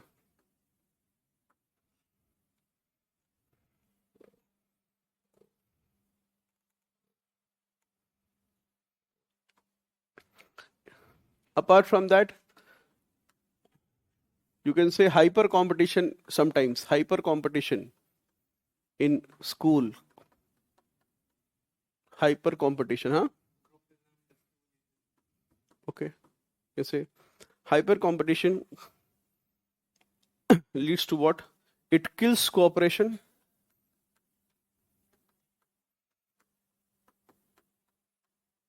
Spirit of fraternity, brotherhood. Spirit of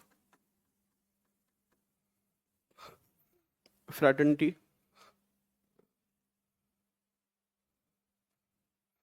Educational institutions also promote what? You can say rote learning. Therefore, kill creativity.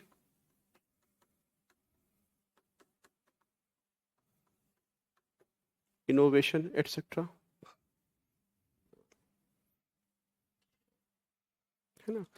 By emphasizing marks or academics marks over character formation, they emphasize what? Marks over character formation. Therefore, leads to poor moral development.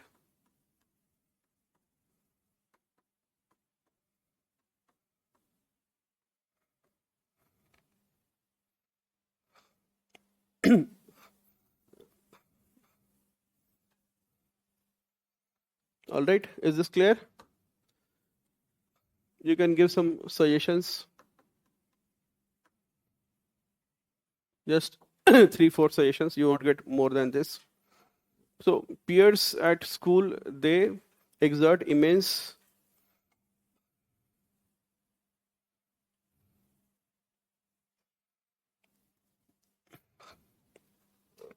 peers at school exert immense influence on the moral development of a child. Teachers are the role models. So teachers being role models, teachers who are role models, what they can do, they can, for example, give or set aside 20% of their time. They can give 20% or 1/5 of their time in inculcating, in value inculcation, in active value inculcation.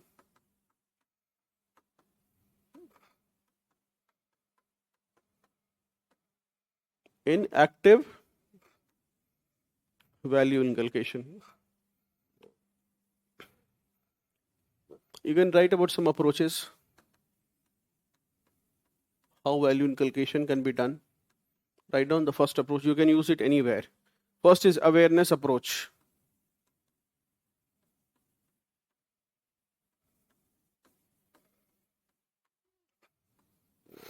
Awareness approach, which means students are made aware of important moral values through anecdotes, stories of great men, or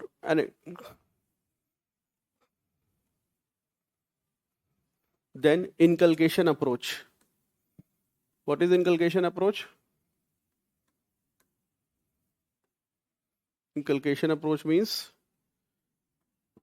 good behavior, it is rewarded, and bad behavior is punished.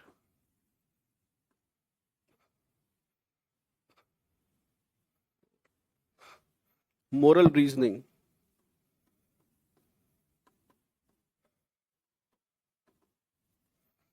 Moral reasoning, where we discuss the dilemmas and reason out good and bad choices. We discuss the dilemma and reason out good and bad choices. Discuss dilemma and reason out good and bad choices.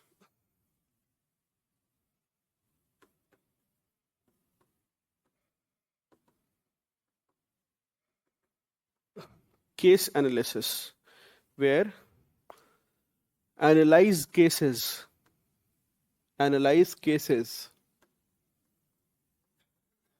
with facts and evaluate choices.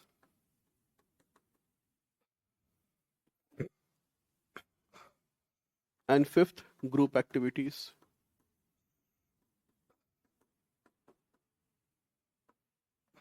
You can form a human chain, etc. Group songs, singing a song, group dance, undertaking plantation drive.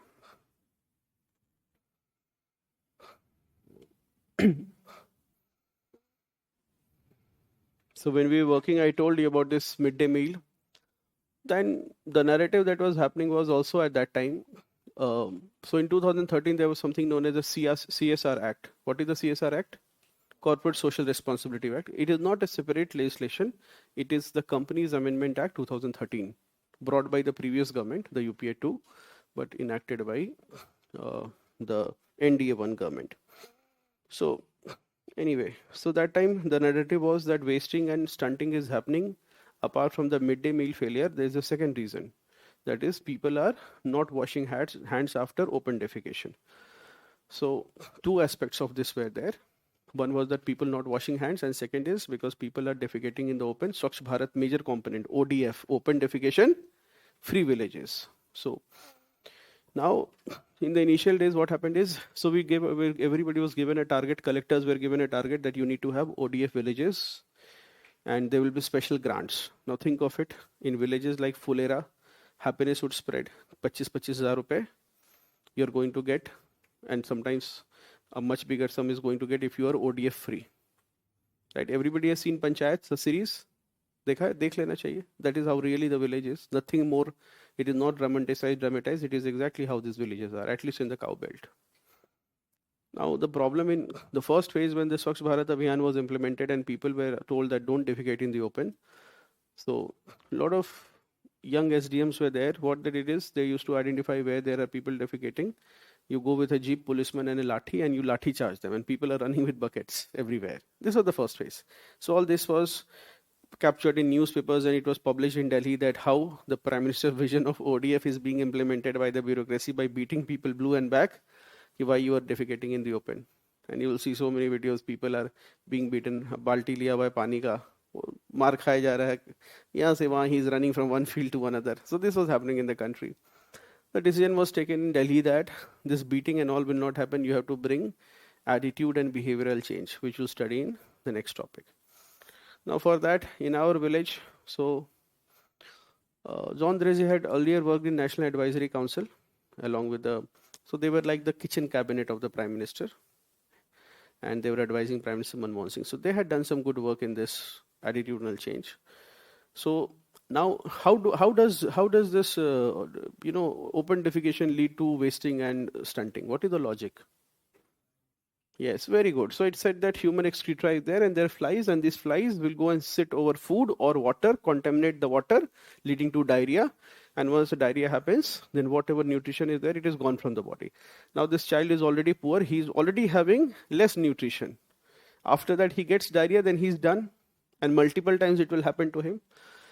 So we had to educate the village people about how this change will happen. Now the first phase was, it was a flop because beating up people saying that don't defecate in the open did not work out. Acha, now second phase was then, so for example, when we had gone, there was an old man, I still remember, and he was going with a lota, and we says ki, Chacha, don't do this. He got very angry. What do you think when we stopped him, what was he thinking? He was thinking that we are from Bhumi Adhigrahan or Bhu Arjan, that is land acquisition wale log hain ye. They are come to take the land. So he said, this is my land, I will do it here only. I am saying, I'm not from that department. I'm not claiming your land right and title right. And you are the sole owner of this, but don't defecate in the open. Now he will not understand. He's saying it is my right. Ab to main yahi karunga. Ab to I'll call. Then he called everyone, all his family members, that isi khet mein aao tum log, don't go anywhere. So we used to have morning big problems trying to sort out these issues. But it was adventurous working in the villages of India. So then what happened is, this knowledge in attitude chapter, you will study that how the knowledge you have to change. So this knowledge was to be present that this fly that is there, this fly is going to sit on your food, and that is why, or your water, and this is how, you're getting. So that is why when we started a campaign. पूरा गाना है इसका. I think YouTube पे उस समय था नहीं, YouTube बहुत ज़्यादा. The whole campaign was known as Tatti Pe Matti. Not very proud of it, but we had a whole Gana, Tatti Pe Matti Karo to aise karke. So we used to tell people not to, we didn't tell them don't defecate in the open, because then nobody listened. So we used to say, don't, Tatti Pe Matti means when you go and defecate, put soil in it. We used to say, see, cats also put the soil. Then what is stopping you? He says, why put the soil? Then we appeal to his logical mind. You say, if you cover it with soil, then flies will not come and your child will not fall sick. So that was the first stage. So what you're trying to tell, you're trying to inculcate that appeal to their rational mind, to their logical mind. So that is what we stand, and that was working out because people were able to relate with it. And second phase was that now that you have covered this, so fly contamination will not happen. Second phase is you wash your hands with soap. Otherwise, they were not washing with soap, sometimes with soil, sometimes with rock, not working out. And WHO had also come with several reports saying that not washing hands is leading to stunting and wasting. And companies had come, so CSR Act was brought, as I told you. So Savlon and all these companies, Lifebuoy, they spent crores of rupees in promoting the beginning of what you call the hand wash. Before that, we largely had soaps for using wash. During that time, we had the sudden and massive penetration of hand wash, where you do not need to touch a soap, you just press it and a hand wash will come. So that was when the mass penetration. And the good thing was, because you had a corporate social responsibility generation of awareness, it was you have to anyway spend that 2% of your profit. So they had a win-win. They were saying we are doing it for CSR activity, generating awareness, but they were promoting what?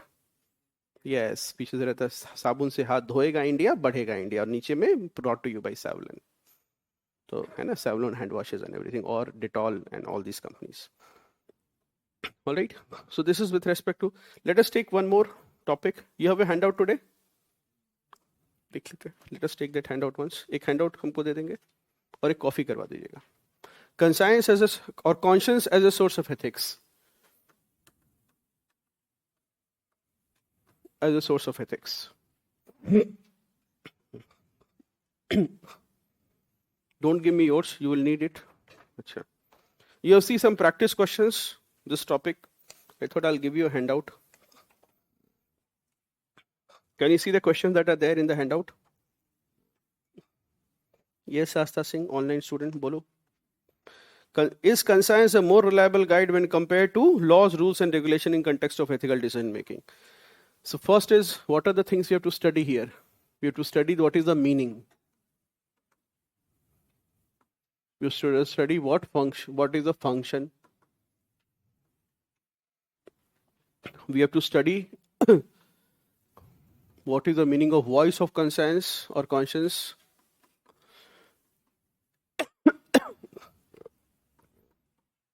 Study what is a guilty conscience versus sometimes you'll say clear conscience.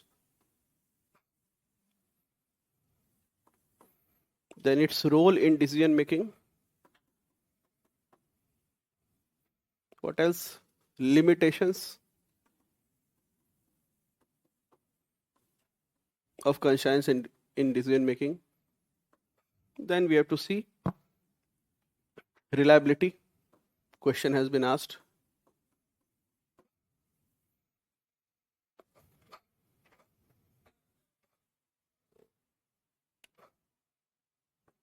It is handling crisis of conscience plus. So these are some of the topics you have to study. Very briefly, we'll touch.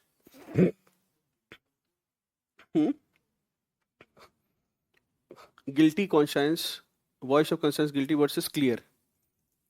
I have a clear conscience.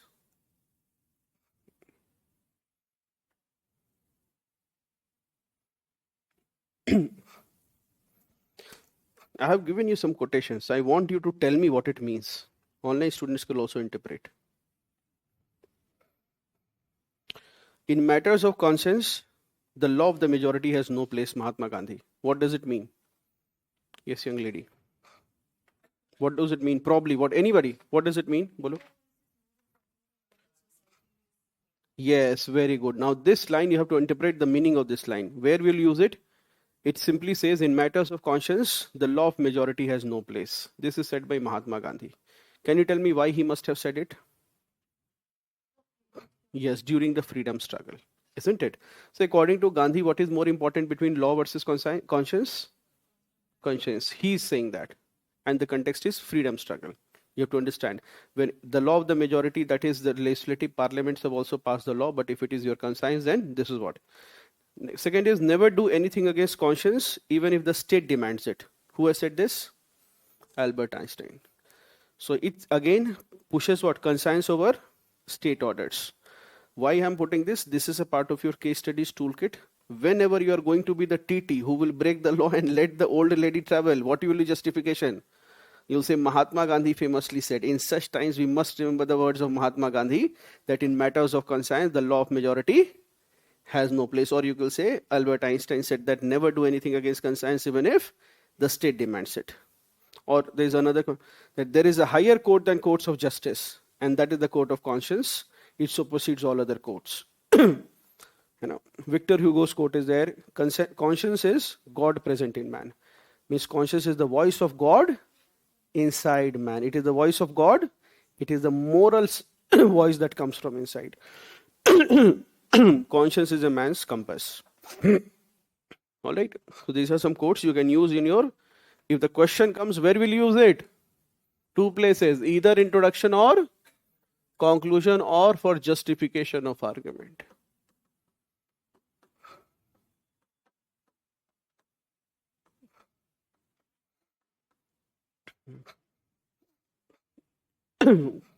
Handling of crisis of conscience is the 8th point. Handling of crisis of conscience. All right. Let us take what is the meaning of conscience?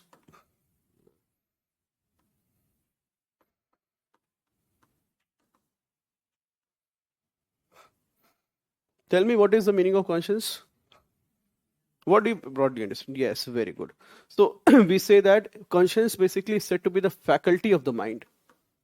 It is the ability of the mind or faculty of the mind or ability of the mind that tells us, faculty of the mind that tells what is right and what is wrong. It tells us what is right and what is wrong.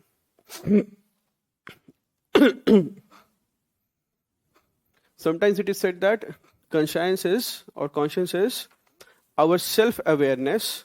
Conscience is your self-awareness, your own awareness. It is self-awareness of the morality of your action. Do you have it? Self-awareness of the morality of your action. You already know whether your action is moral or not.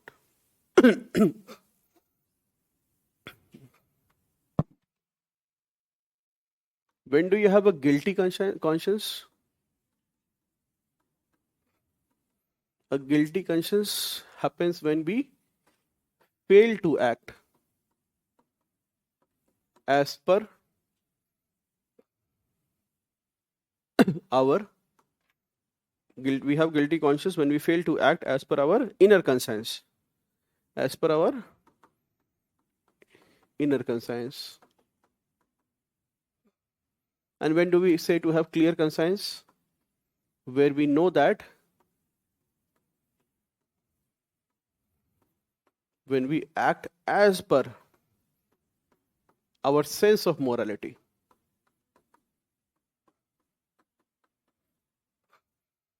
Irrespective of what law says or what society says. This is the same conscience that motivates dog feeders from feeding dogs, pigeon feeders from feeding pigeons, even if they get asthma. Right?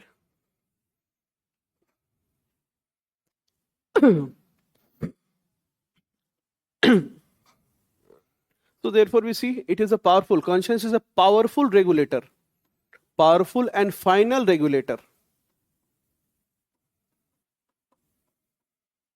of human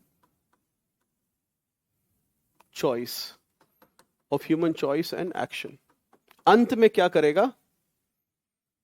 Then this will be a powerful and final regulator of human choice and action. Right?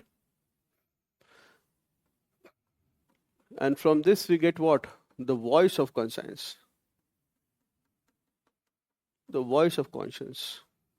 The voice of conscience is also known as अंतरात्मा की आवाज. Hindi word in Devana, है ना? So therefore you'll put it in inverted commas. अंतरात्मा की आवाज. This is what is called the inner voice, or the voice in your head. It is the inner voice that talks to us. It is the inner voice which talks to us. You'll say, sir, whole day my inner voice is talking to me. I have voices in my head. Some of you have that problem. UPSC aspirants में तो हो जाता है ये. Voices in the head. Whether you are walking, whether you are studying, whether you are somebody inside your head always talking. You know?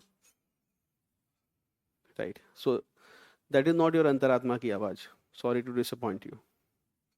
Antaratma ki awaaz is one, the inner voice that talks to us and gives moral judgment. This voice is not giving moral judgment.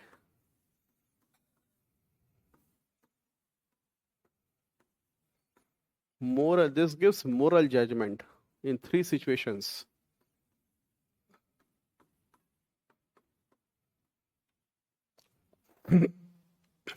Moral judgment. When we are about to take a moral action. When about to take a moral action.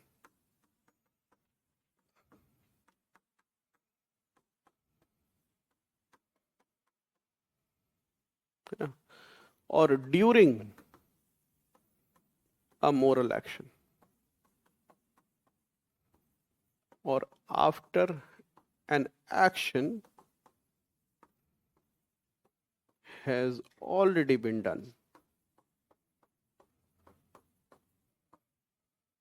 After an action has already been done. Coffee के लिए बोल दीजिएगा. After an action has already been done. See, your normal आवाज which is talking to you, it will talk to you and it will forget. But अंतरात्मा की आवाज, it will linger. है ना? So therefore, it is said that voice of conscience is a moral trait. It is a moral trait, नैतिक trait है ये. सब में नहीं रहेगी ये. It is not the regular voice in your head which is talking. It is a moral trait. It lingers on even after a moral act is done. It lingers, it stays even after the act is done. And it leads to a feeling, two kinds of feeling. Two kinds of feelings. First is a feeling of guilt, remorse, regret, and sometimes pain. Not sorrow, pain. है ना? दुख होता है, फिर दर्द होता है और एक पीड़ा होती है ना?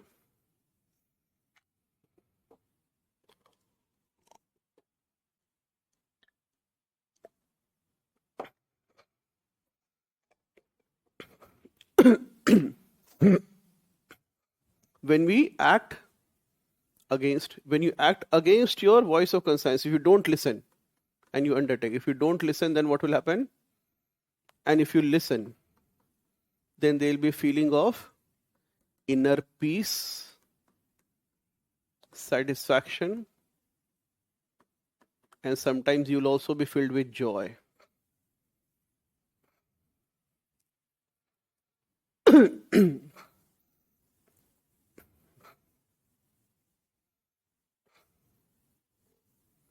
When we act as per you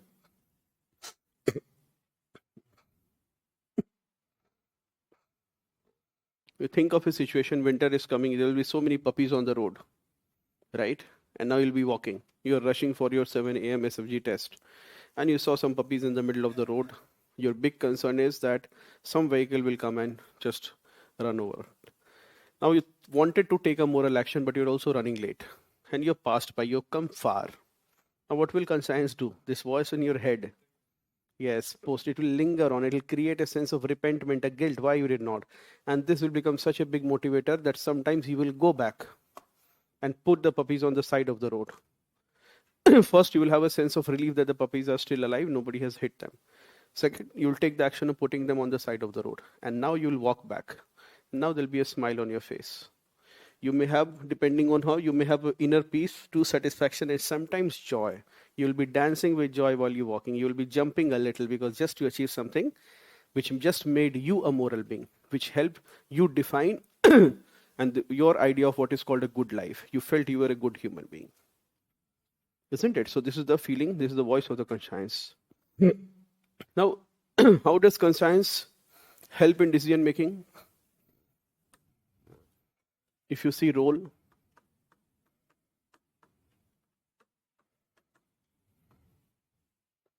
of conscience, see, conscience is an important regulator of our perception. It is, what does it regulate? Conscience is a regulator of perception. What we believe is right or wrong.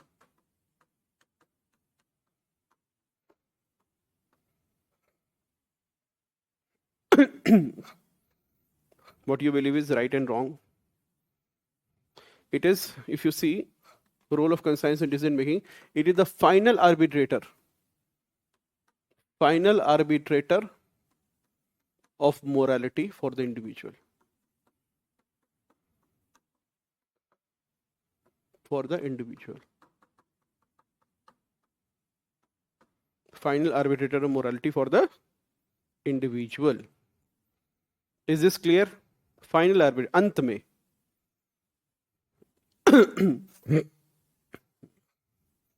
And in doing so, two situations may happen. One is, it may, when conscience comes into play, it may agree or conform to law. It may agree or conform to law and social norm.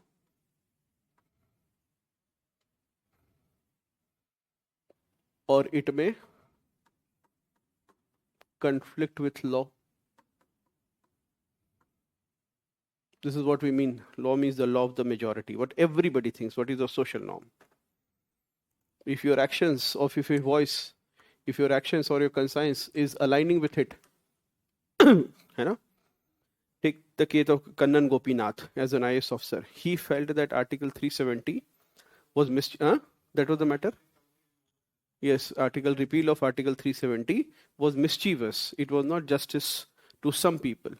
And therefore, do you think It was the law passed by the while the nation celebrated. The nation celebrated. And the Times of India had a wonderful headline. Jammu and Kashmir is now not union territory. It was unions, apostrophe S territory. Because of the repeal of Article 370, it did not call it a union territory. It says it is union apostrophe. It belongs to the union now. It is ours. That was the feeling, right? So they had carried this. But do you see that when everybody, the country rejoiced, a large number of people felt that it was the true integration. If in the, the midnight of 1947, when India had a tryst with destiny, it was a second tryst with destiny, where the true unification or the task of national integration that was once started by Sardar Vallabhbhai Patel came to a logical culmination with the repeal of Article 370, where Jammu Kashmir would become an integral part, not just an integral part of India, but would under the guided by the same constitution, would never have another constitution of its own. Right? You are aware that before that we had two constitutions, one for J&K. Any acts that were passed here would be passed a second time there. वही होता RT Act भी यहाँ पास हुआ, फिर वहाँ अलग से करना पड़ता. We had to do it. So as long as what you feel and society feels, we have already done this. You know, it brings harmony and peace to the individual, right? It brings harmony and peace to individual.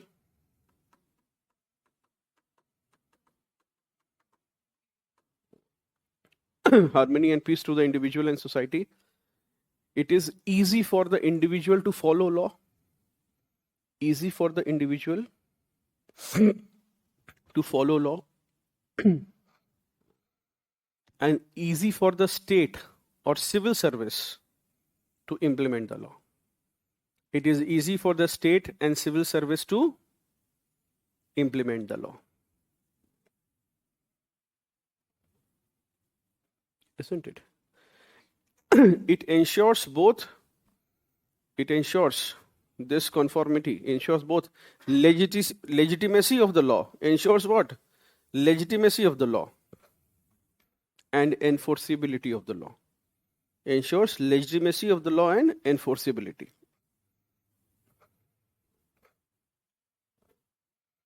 Legitimacy of the law and enforceability. And what happens when it is in disharmony or conflict with the law? When individual's conscience or social conscience is against what is the law, then there is disharmony. There is disharmony. There is lack of peace.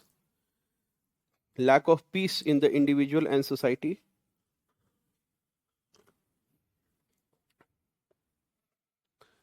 Individual unrest culminating in civil unrest.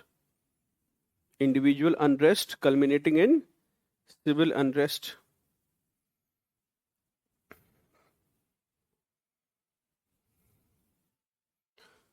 Culminating in civil unrest. Legitimacy of law is challenged. Legitimacy of law is challenged.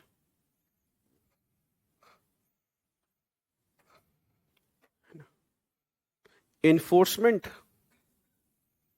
by civil service becomes difficult. Enforcement by the civil service becomes difficult.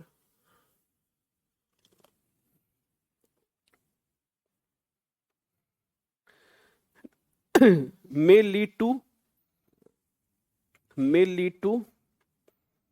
non-cooperation from citizens. May lead to non-cooperation from citizens and even civil disobedience of the law. Non-cooperation by the citizens and even civil disobedience of the law.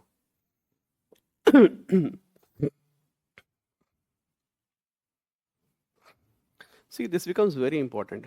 Few years ago, we are having pollution in Delhi now.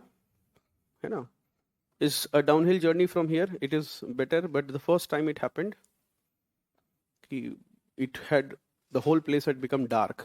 So हमको लगा कि it is going to rain, what is going to, then we realized when it went on for days, then we realized it's pollution. Before that we are not measuring pollution. We are doing SFG in 7 o'clock, हमको लगा हमसे कुछ हो गया है क्या? ये अंधेरा जो है ये जा क्यों नहीं रहा है? Okay, at 7 a.m. it was dark, but then even when the class, things got over. So at that time, But after first few years, the Delhi government and Kejriwal government came with this idea that one of the ways to counter it was what? Odd even scheme, where on one days numbered vehicles would ply, on the other days even numbers vehicles would ply. Now, once something like this came, because people were genuinely suffering, and you would see that, and this would also appeal to the conscience of the common man, that if you want your children safe, then you will have to accept such laws like this. How easy was the enforcement? It was easy in the beginning, where people said that, okay, we will go for carpooling, it will reduce the number of vehicles. But then what happened later? Why was it called off? Or why it became difficult to enforce it? So few things, people had two cars. People said that, okay, Delhi people have two cars, one even numbered, one odd number. But more than that, what happened is IIT Delhi conducted studies, and it said that it is not vehicular pollution, which is a small component. The main is parali.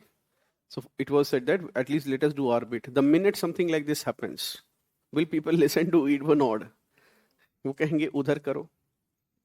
Right. Similarly, if you see the farmers feel that they are poor, they cannot invest in burning, in disposing of stubble by any expensive method. All they can do is burn it. That would be the best way to handle it in a most cost effective manner. And when they are said that you cannot burn it, you have to dispose it off. Is it possible for popular governments? And do you think they will protest? Will they protest against it or not? Because it goes against their inner conscience. They are saying, "Ki bhai, hamari galti nahi, and we cannot afford to." And second, we can't do anything about it. I mean, beggars cannot be choosers. Morality is a luxury of the rich. It is Delhi wale's problem. We have been living like this for so many years. Suddenly, what has happened? We have been burning it for so many years. Suddenly, what has happened? And we may have a lung infection. So be it. I can't afford it. I can't afford to spend so much money. Anyway, I'm not able to get remuneration for the crops I'm having. So they are not willing to accept it. And in such case, what happens is, then you have a Supreme Court order. So this time what Supreme Court has done, we have a good enforcement. Not because Antaratma ki awaaz change ho gayi hai, though that has also happened.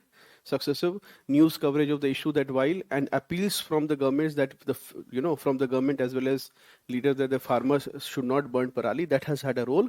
Apart from that, the best way in India to enforce something that is unpopular is a judicial order. So Supreme Court said that we will monitor it, and it said that. So now what was happening? There are big fields and small fields. So report came that small fields, inside it is somewhere they are burning. Big field people, they are not burning. Court said that you first catch and put to jail the big field owners. So if the big farmer will go to jail, then the small farmer will automatically comply. Isn't it? Anyway. So when it leads to breakdown of, yes, it may lead to civil disobedience. And right, this is what may happen. Now tell me, is conscience reliable? How reliable is conscience?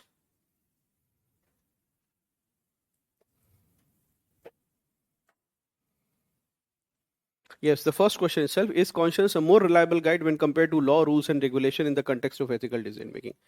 Is it reliable or is it not reliable? Yes or no? Why it is reliable? Okay, so when you write this answer, you will have two parts where you will say that to some extent reliable. Then you will, in the end, the second part, you will say, you will make an about turn, however, and say that cannot be fully relied. Cannot be fully relied. This is what is going to be our answer. And the whole discussion is, should we rely on it or not? And to some extent, it is useful, we can say, and we'll write the arguments. And the second part will be,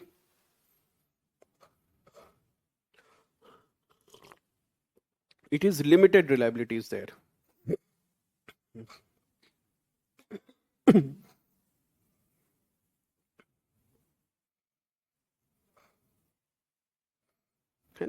You can give arguments why it is to some extent reliable or why it should be.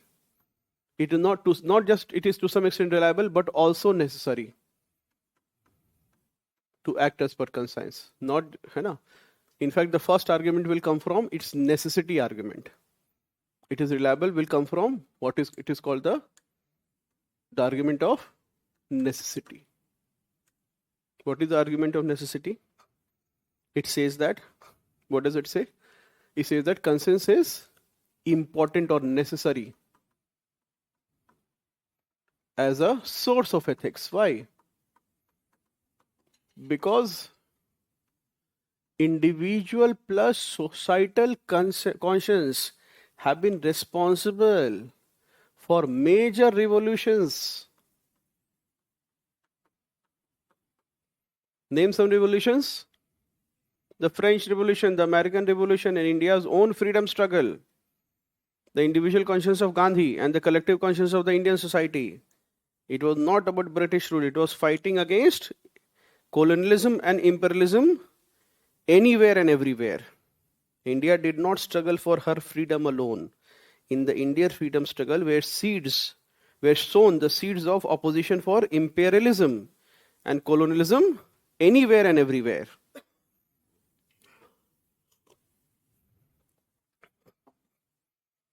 That is what I meant. I mean, India's struggle for freedom was not alone her struggle for freedom, but it was a fight against colonialism and imperialism anywhere and everywhere. All right.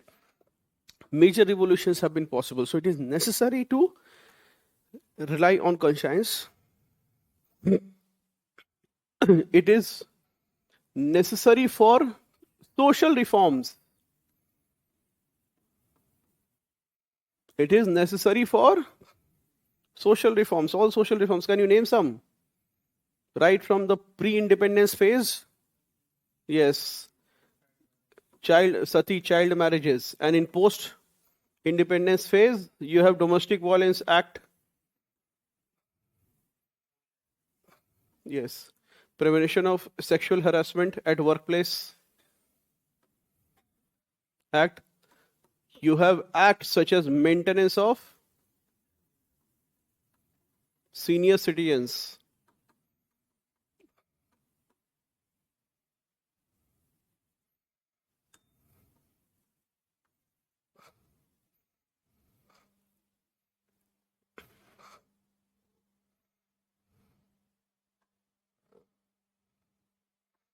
It is responsible for dissemination of knowledge and superior ideas. Knowledge plus better ideas.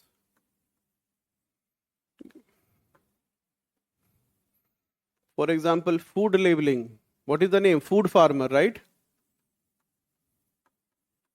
I think this is the spelling that he uses. This PH है ना? Food farmer. Food farmer. Revant Himmat Singh ka, right?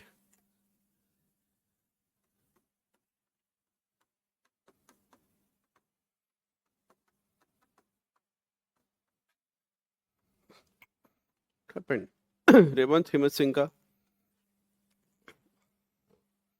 And he took initiatives on awareness about food labeling. Campaigns like Label Padhega India, right? Food labeling.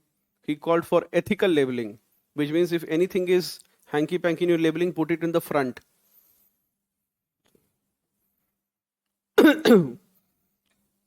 His awareness generation, he felt that his conscience did not allow him to keep quiet. When he felt that fruit juices are saying that this is real fruit, he says it is hardly real fruit, it is merely pulp and it is having, so some drinks say that it has 0% added sugar. He said that while it does not have sugar or sucrose, it has fructose, which also tastes sweet and directly impacts the liver. Or it has corn syrup. So what happens is something you read that 0% added sugar. No sugar is there. Now looks like a good idea, but you will read it that there is corn syrup. Corn syrup is also sweet in nature and has the same impact. It is not made from sugar or sugarcane, and therefore not called sugar as such. So sometimes you will have these drinks which is saying that 100%, Tropicana 100% or others, so they have fructose, that is sugar derived from fruits, which is you can say to be natural sugar. But what is the problem with those also? They are impactful both on sugar as well as on the liver. But since they are not sucrose from sugar cane, they were saying that it is sugar free, it is not having added sugar and all. Because we primarily understood that sugar is sucrose. And if you're not adding sucrose, then you can do anything. Right? All these things happen. Or even on other labels, when he said that everything is having pine oil. Right? So all these, you read whether if it is made from pine oil, that it is harmful. And right now the government has set up what? Sugar board and oil board. Oil board has also been set up in schools. What is the purpose of this sugar board and oil board? To ensure that in the school canteens and all, sugar and sugary drinks are not allowed and oily things are not sold. This happened way back in 2004, the very first time when we were in school here in DPS RK Puram. What happened is, for the very first time, government had taken action. So in that school, after the break would happen, when you walk out from the common area outside the canteen, you would have at least 2 to 3 feet of bottles thrown around, Pepsi bottles thrown around. That was the level of consumption is in schools. Right? But yahan tak bottles you had to wade through the thousands and 2,000 bottles. People would drink and they would throw it. Students, young people. The awareness was not that these are bad. Much later, these cold drink sale was banned in the school. Now you'll see that this chips and all also now it is banned. Now you can't sell Ruffles, Lays and all these things in school. All right. So he championed, food farmer, he championed the cause of front of package labeling. That whatever labeling you are doing, don't do it behind, you do it front of package labeling. Or for example, you had another, you can give some example. It has led to safety laws, for example, ORS. You're aware of this case right now? So the concerned lady is Sivranjani Santosh, Dr. Sivranjani Santosh.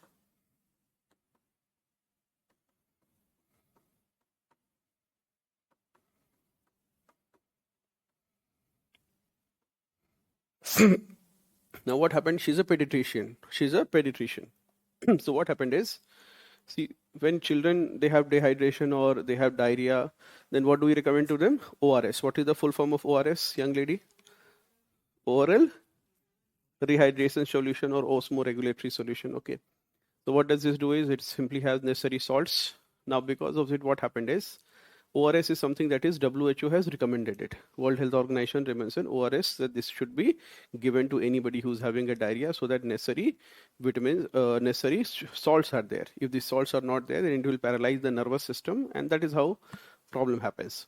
Now because of this, what happened is lot of drinks came, energy drinks came, and they used to put the label of ORS. They said the drink will be sold, and people who are thinking ORS they need, then they'll be taking it. Now every packaged energy drink, lot of energy drinks and other drinks, they started putting this ORS label on it. And they were not just having ORS, they were having other things also. Whereas ORS is supposed to have the minimal things as per the World Health Organization recommendation, that there should be some particles of salt, potassium and sodium, less of sodium, more of potassium salts. And also just this October, 14th October, the Food Safety Standards of India, they banned the sale of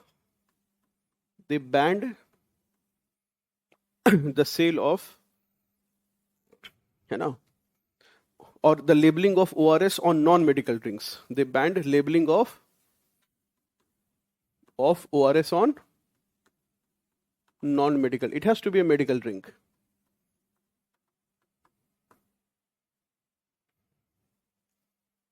Dr. Sivranjani Santosh, Hyderabad-based pediatrician. So what used to happen is that she told that children, you take ORS. Now they go to the store. ORS comes in usually earlier it was a green color labeling. It does not have any flavor. So in first stage, what companies said, now ORS, since it is, so when can you charge a premium on a product? Can you charge a premium on an apple or a guava? Very difficult, unless you are doing some value addition. All right. So you can always charge premium for value addition. So they said that, okay, ORS is not having much sales commission for the shopkeeper. So company said that we'll give you some energy drink. He says, how will you sell it? I will give you a lot of commission. He said, nobody will buy it. He says, okay, we'll write ORS on it. Now it is ORS. So several times happened, pediatricians told parents that get ORS for them. They went to the pharmacy and the pharmacy gave them a very fancy drink. ये भी तो ORS है, इस पर लिखा है. Now in several, and they used to have, for example, added sugar and all, which was not needed in a ORS solution. So what happened is several cases happened where children actually fell further sick because of, and sometimes it is having, think of it, you have recommended ORS solution, anyone can drink it. An infant can also take it, like a small child can take it and a fully grown up man can take it. But that non-medical ORS, which means consumer ORS or any, think of it an energy drink where it has ORS written, it may have so many other things such as caffeine, such as sugar. And our child, the mother doesn't know that this is वो वाला ORS नहीं है. So they say, अच्छा ठीक है, ये भी तो ORS है, ये महंगा, it is better, it must be better. And our child is taking so much sugar and caffeine. The तबीयत became खराब. So she realized that कुछ और ही पी लिया उसने. Then how can they put ORS on this? It is not ORS. ORS is supposed to be medicine. And you're selling it like this.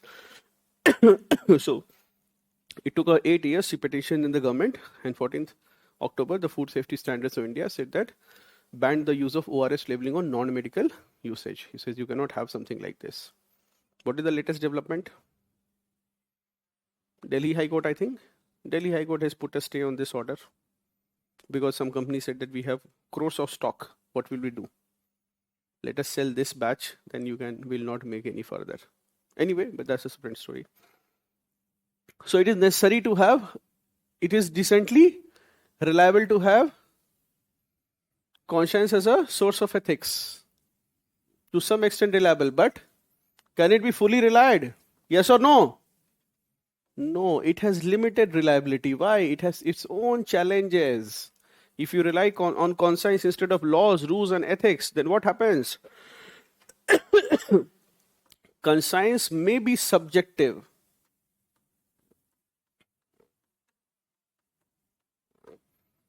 Conscience may be subjective or is subjective, and it may differ from person to person. Conscience, it may differ from person to person.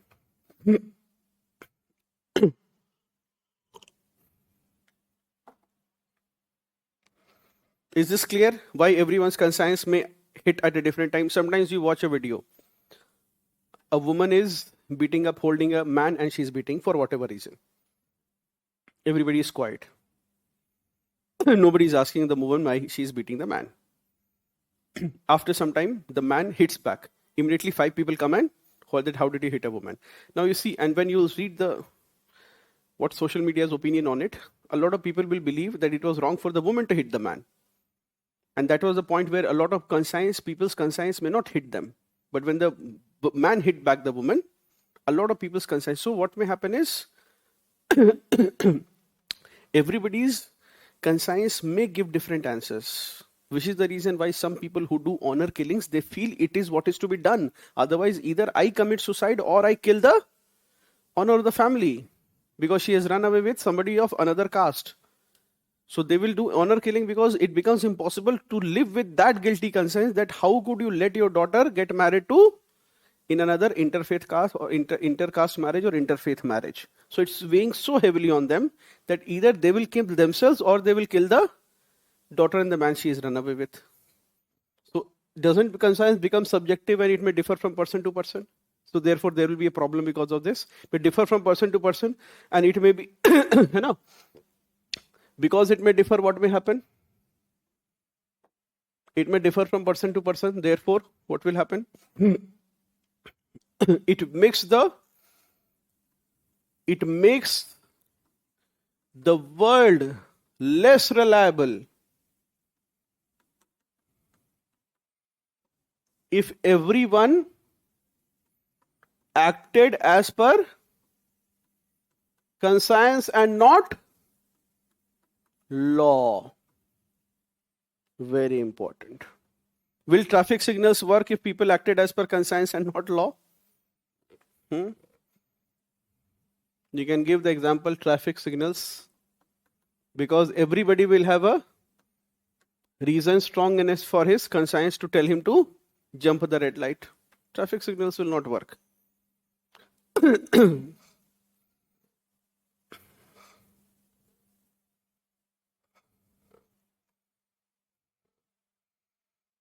It makes the world less reliable. Third, conscience as a more, if you trust conscience and not law as a source of ethics, it will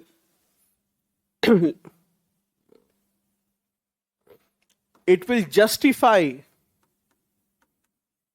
people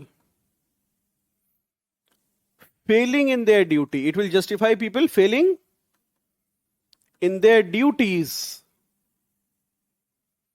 because it conflicted with law. It conflicted with conscience. Justify people failing in their duty or not doing their duty because it conflicted with their conscience. Can you think of some examples? Encounter killing.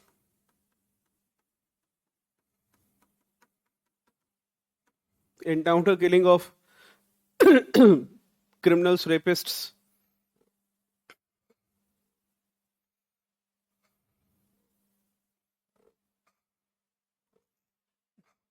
So SFG happens at 7 a.m. Every year I'll get a long mail that I was late for just 5 minutes and the guard did not allow me or some person did not allow me. Now, if he doesn't follow the rule and he applies his own conscience, what do you think the person who's guarding the place, what will he do? He will generally be compassionate and allow people to come at 7, 5 or 10. Now, some people, when they come to know that this is allowed, then till 7:30 people will just keep adjusting while you are writing and getting disturbed. Will that happen, yes or no? It has happened also before. And if you tell them that, why did you allow him? He'll say, sir, he was बहुत गिड़गिड़ा रहा था वो, कह रहा था बहुत दूर से आया हूँ. I said, what will happen tomorrow? He'll come 10 minutes late. Right? Big problem will happen. So if everybody followed their conscience instead of what is the rule or the law, it will make the world less reliable. It will give justification for people for not doing their duty. Traffic policeman से पूछो ये क्यों नहीं रोका? उसकी जरूरत थी इसलिए नहीं रोका. The world, है ना? It will lead to breakdown of social order and chaos.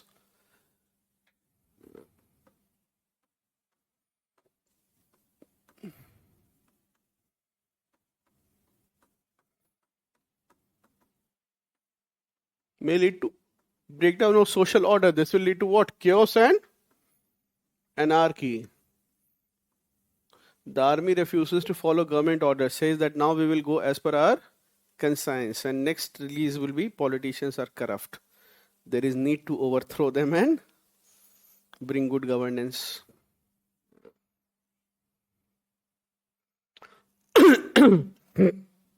All right.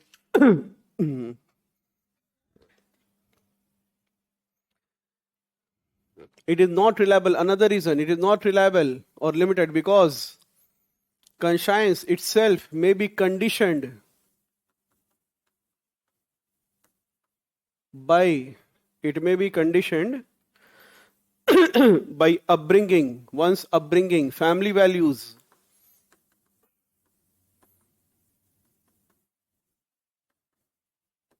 Upbringing, family values,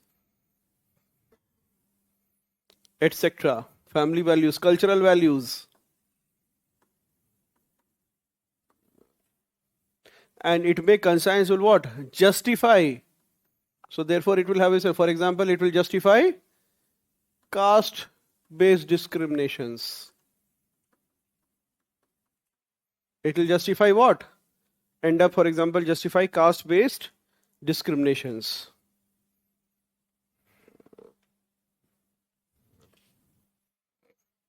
Conscience also should not be relied because, while it is a good source of morality, it cannot be relied because it may sometimes, conscience may be triggered by false narratives and lies. Can it happen or not?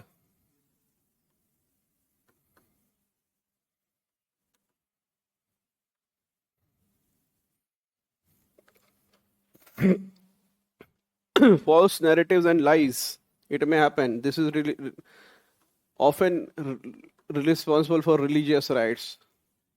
कुछ नहीं है, बस जाकर एक हल्ला मचा देना है कि you just spread one small rumor and people will say कि how did they disrespect our gods, and then you say what will happen? Religious rights. It may also lead to religious rights or any other rights. Mob lynching will happen.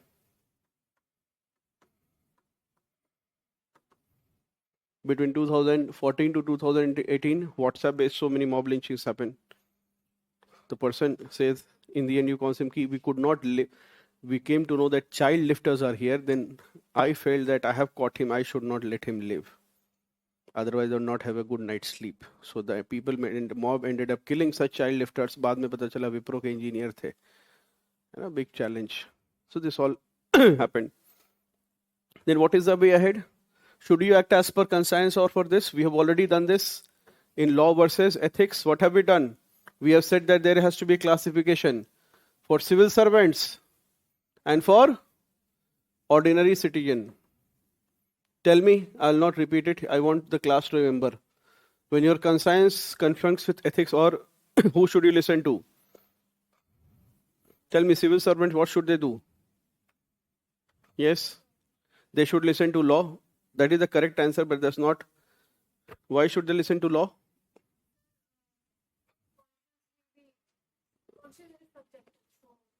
Conscience is subjective. Second is civil servants. When faced, they feel that there is a crisis of conscience. What should they do? They should follow the law. First is because it is their legal and moral duty. It is their swadharma.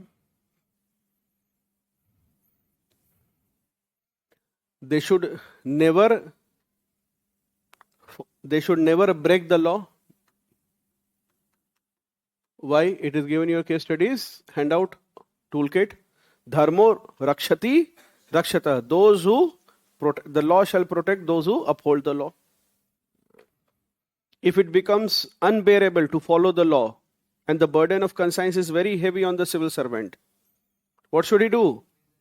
He should express himself not in public but through file notings, through good ministerial advice. Isn't it? Through file notings, through good ministerial advice, through writing dissent and disagreement notes on the files by expressing his views, paper. If it becomes too difficult, then what should his choices? He should, as a mark of protest, apply for a leave to show his disagreement with the decisions that are unbearable to his conscience. And when it becomes too heavy, if the law becomes too heavy for him to bear on it, then he can resign from the service. Yes. And eventually, if he feels that the cause is his conscience, if it allows him, or if it requires him, then what he can do? Yes, he can create debates and discussions, build public opinion on the matter, and contest elections and pursue the cause. Isn't it? Several people have done it, such as Aruna Roy. She is known for what? Championing the right to information.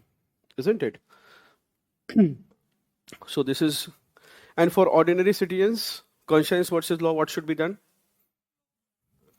So you can say that it was, if the question comes, you can always say some people may justify going by the conscience and breaking the law. However, it is only valid in the pre-independence phase, right? Such as breaking the SALT law, the non-cooperation movement, and the civil disobedience law.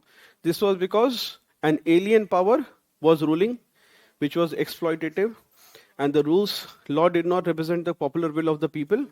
But in independent, free India, citizens must not break the law, even if it bears on heavy on their conscience. They should create public debate and discussion. They should protest against the law by using constitutionally available means, such as writing, such as dharna, pradarshan, all you can do. And if it becomes significant, then what should they do? They should contest elections. And because in a democracy, democracy provides them, yes, ways and means to fight ideas with better ideas.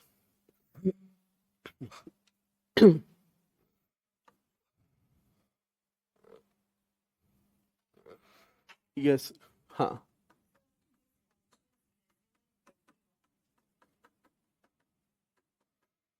Is conscience present in everyone?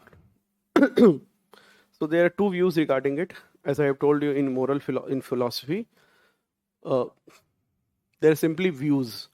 As I told you, there are two schools of philosophy. One is empiricist, the other is rationalist. This will give you every answer which we have. Empiricists feel that. How do we know the world or knowledge? Experience. Which means there is nothing in the mind. Mind is what?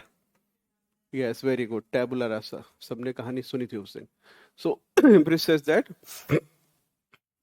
and rationalists will say that it is reason alone. It is reason is how we know knowledge. Everything is inside the mind. Inside the mind. Say that even a child will have the idea of justice, about the idea of love. Disconnected society, they have the same ideas.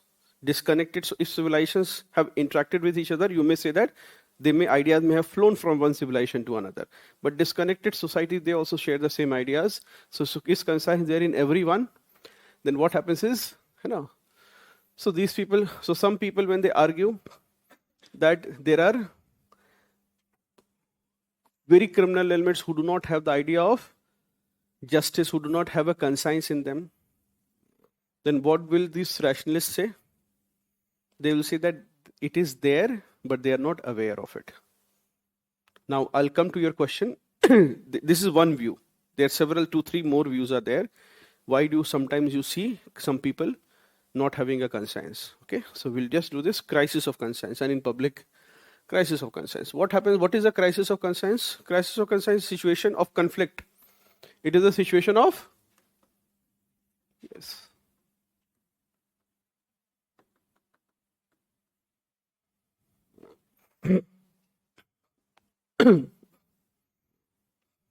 These rationalists, what happens is when they are questioned, that, for example, they say nearly every civilization they have this idea of God.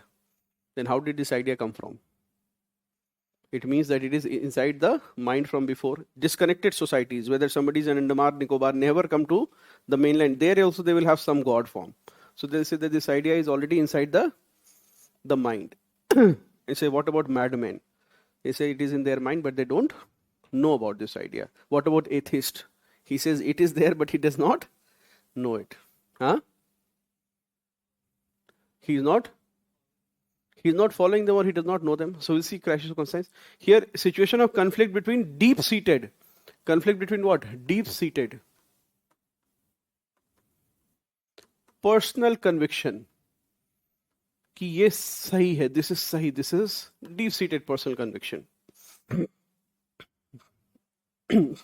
Deep-seated personal conviction and moral values, you can also say. Deep-seated personal conviction and moral values. And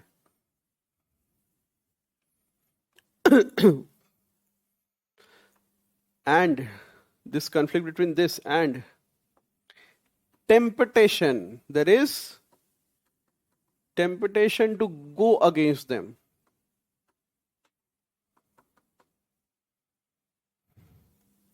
Where there is temptation to go against these values and convictions.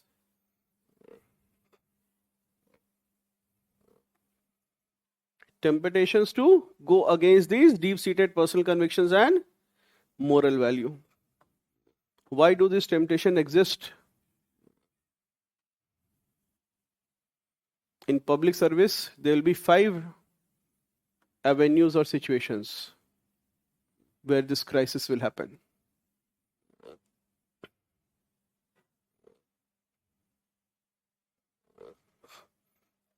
5 avenues will be there.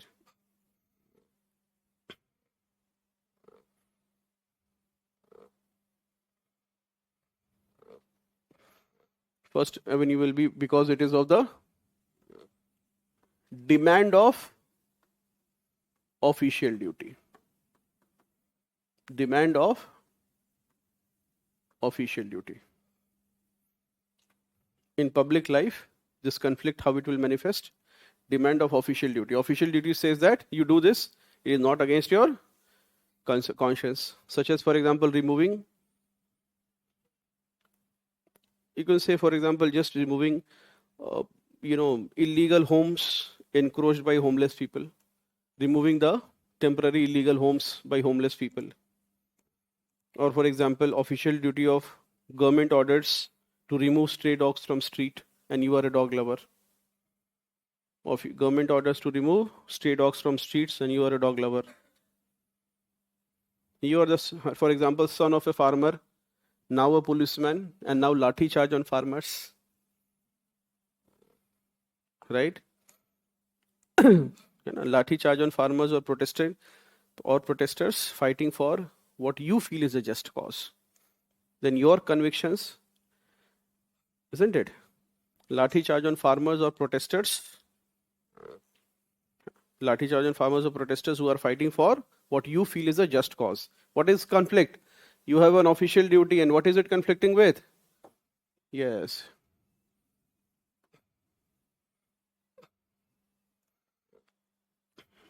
Second is, it will conflict with popular. It will conflict with popular and societal pressure. Popular and societal pressure. Popular and societal pressure. Such as, think of it, societal pressure. For example, the public pressure on TT to not deboard a poor ticketless woman.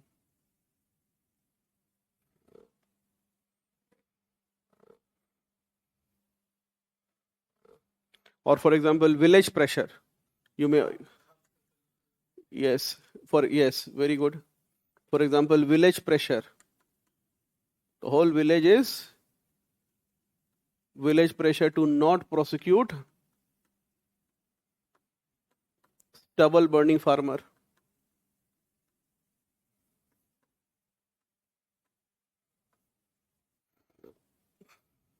Or not prosecute Khap Panchayat members. Khap Panchayat has said that women will not wear skirts. अब गए हो, Supreme Court said कि कौन है बुलाओ उनको Delhi. Now whole village is saying कि अरे भाई, this is our village, let us run it like this. Right? There is a huge societal pressure. Societal and public pressure is there. Popular pressure is there. You will always have these pressures as, for example, you will be invited as a superintendent of police. You have got or as district collector, you will get invitation to attend mass marriages by Jan Pratinidhi Manch and some organization like that. You are very happy. And now you go there in Rajasthan, child marriages are happening. Now you are worried two things. First is that your job is to protect it. They did your full saman and everything, and now child marriages are happening. Now what will you do? Will you be able to act against it? And if your photo and video comes, the chief guest was Jiladhikari, then whole problem is also there. But anyway, your own personal moral conviction, your own conscience is saying this should not happen. And now you are attending mass marriages of, yes, underage children, right? This can also happen. Then there can be, in civil service, another avenue will be familial pressure. Familial, and you can also say relatives pressure. Where your conscience, you feel you should go as per policy, you should go as per rules. And familial and relative pressure, for example, to award government contract to kith and kin. Isn't it? To award government contract to kith and kin, to help kith and kin get unfair advantage in government job, to help kith and kin, bhai bhatija, to help kith and kin get unfair advantage in government job.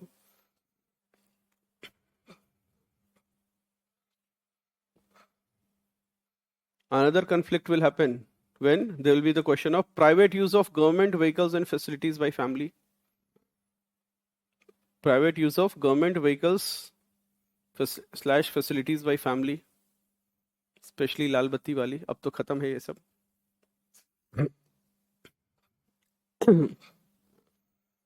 For example, using your official position connections to get privileged treatment for family members.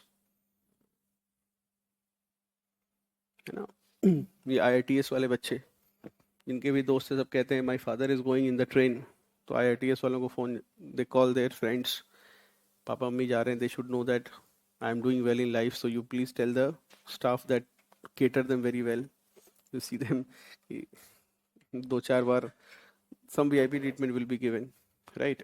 Then there will be what?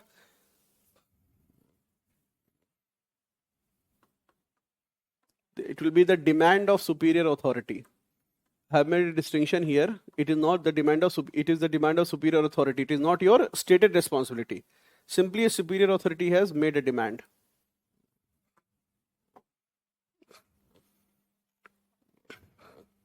Which what you think is not right, but a demand of superior authority. So, for example, allowing a, you can give more real example, which you will generally free passes for local event in your area. You are the SP. Now whole seniors are saying कि for my wife and her brother they want to go, arrange passes. Any events have happened in India recently? बताओ, है ना? कोई show होगा, any pop concert will be there. जैसे कि मेरा काम है, you'll say madam how many, पता चलेगा मैडम के 4 भाई हैं.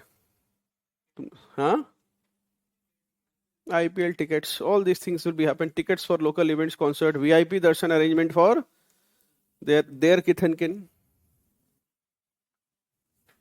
अब तुम्हें लग रहा है कि VIP दर्शन यार ऑफिशियल्स का होना चाहिए. Why their kith and kin? But say no, you arrange it. My wife is going. Or sometimes selective blindness to certain case. Selective blindness.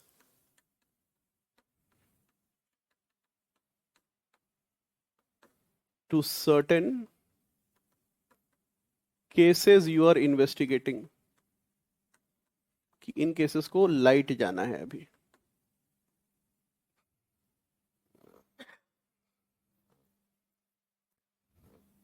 So again, I'm not saying this is legal or illegal. Simply senior is asking, he has a right to say this, but then you feel that these are not right things. I should deal everyone with an even hand. All right. And lastly, this crisis of conscience will happen when your deep-seated moral convictions will conflict with your own. For example, it will conflict with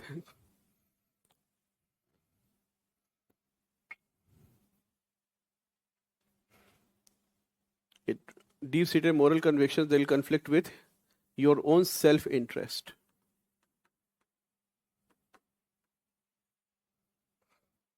When your own self-interest, then also, on one hand,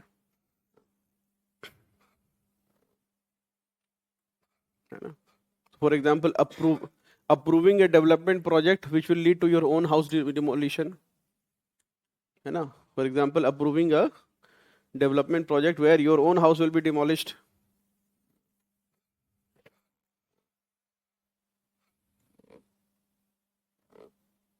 Or a government contractor offering to sponsor child's expensive education, expensive foreign education. Government contractor offering to sponsor child's expensive foreign education or father's medical treatment.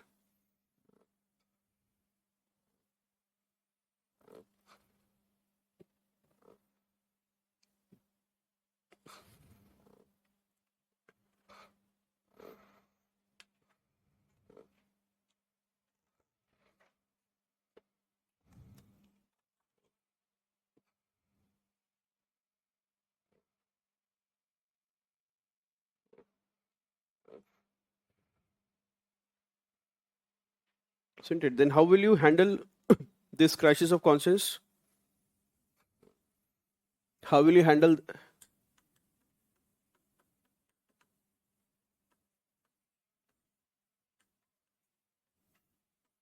First is accept the problem or the crisis. Very important. First is accept the problem or the crisis. Admit, accept, and admit the crisis. Accept and admit the crisis. Avoid Denial. Denial is the most predictable human response. You'll first deny it कि ऐसा तो कुछ. So it is you accept and admit that there is a crisis. Second, analyze the situation. Second, analyze the situation. What do I mean by analyzing the situation? Identify stakeholder, as we do in case studies. Identify the stakeholder. Identify principles at stake. What are the principles at stake?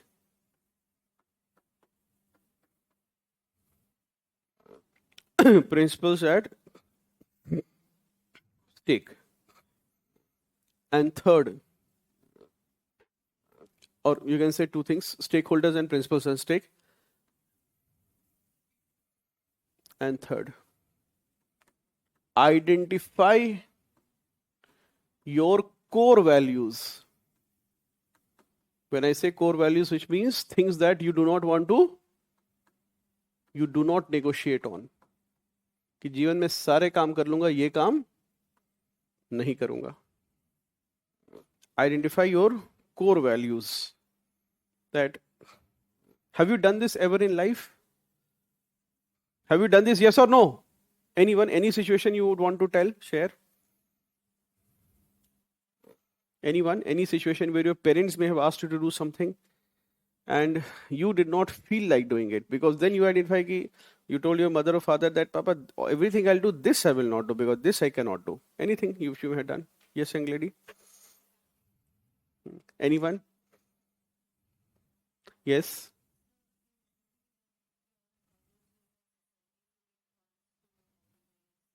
Events. Hmm.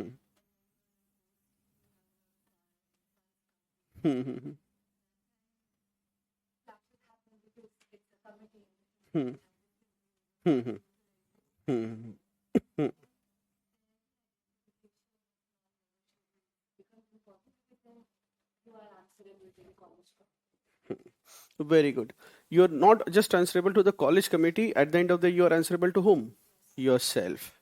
So when you identify your core values, which are going to be non-negotiables, these are not, because you are in the end accountable to oneself. This is the most important and final accountability. You're accountable to oneself. And then what you do?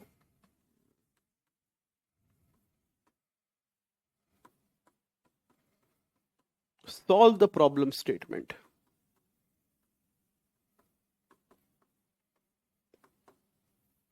You solve the problem statement. Solve the problem statement of crisis, such as by what? Assessing the fact. Assessing facts. Being assumptionless. Being assumptionless. Isn't it? And actively seek help. Seek help from whom? From mentors, gurus, self-help, books, mentors, gurus, self-help, books, teachers, and if you are lucky to have this,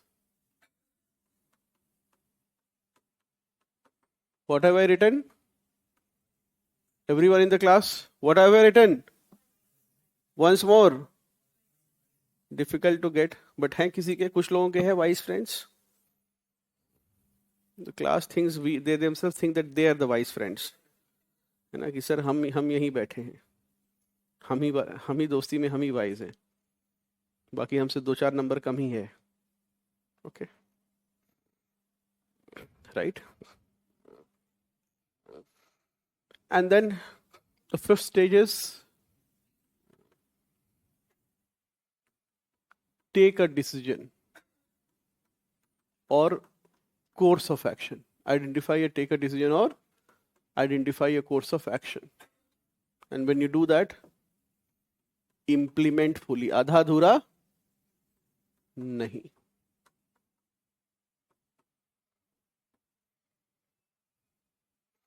Implement fully, execute completely.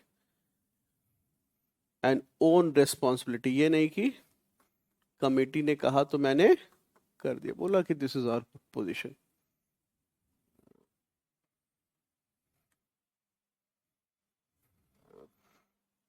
And final, reflect and improve. Reflect whatever you done. If any improvement can be done, you do that. You can do that by, there's something known as, or reflect, how you will reflect by journaling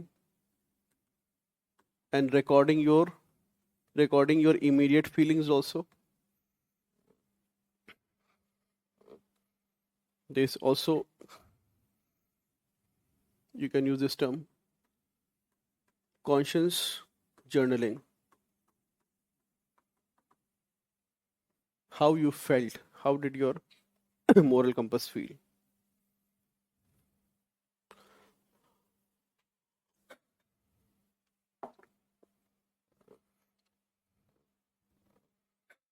Shall we have a 5-minute break? Okay, let us just have a 5-minute break. I thought we'll finish things, but you can go out and make merry.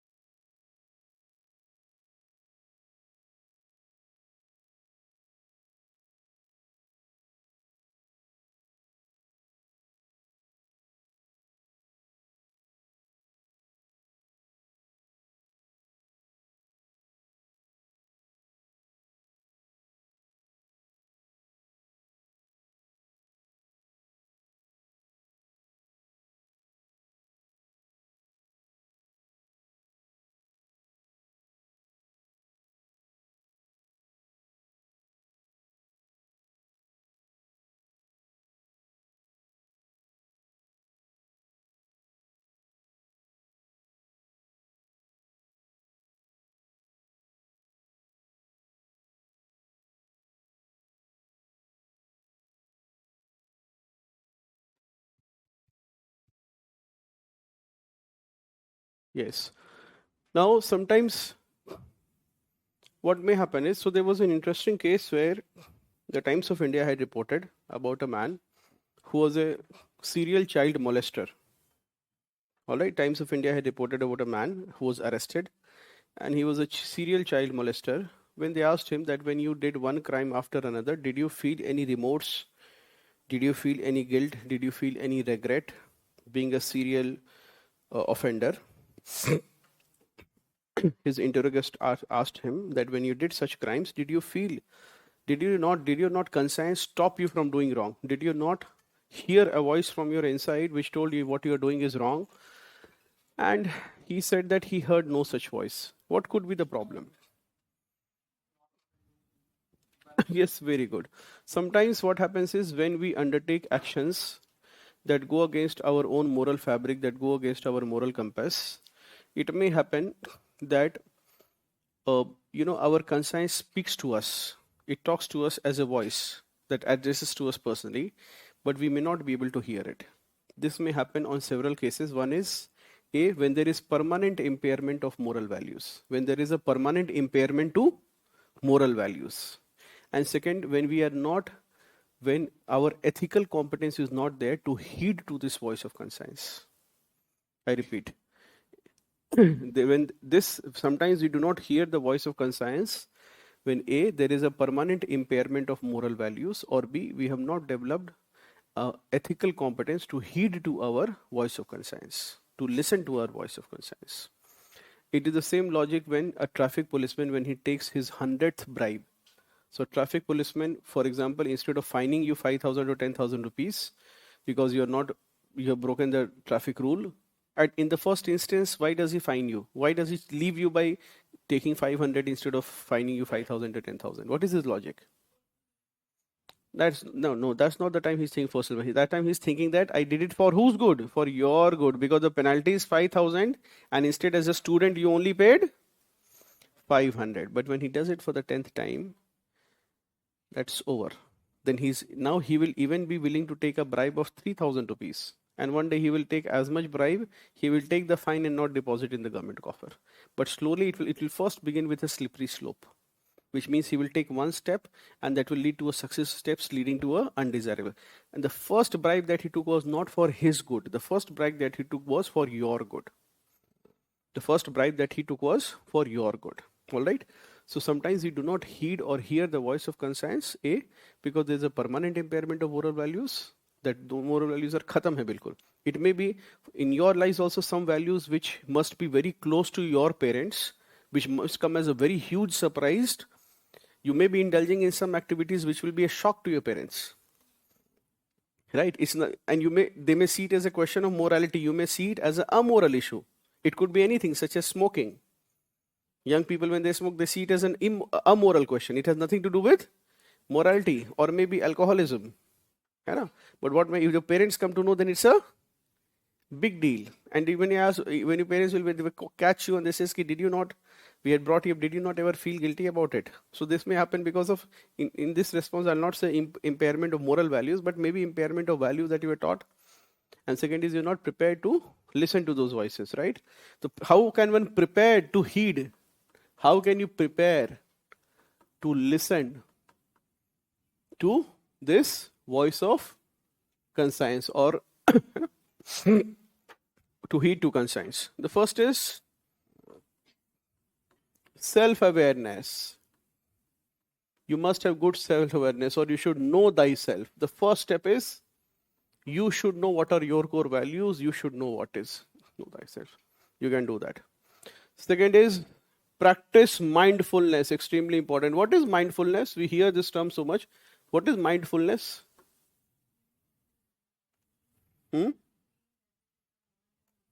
Okay, I'll make it easy for you. What is mindful eating?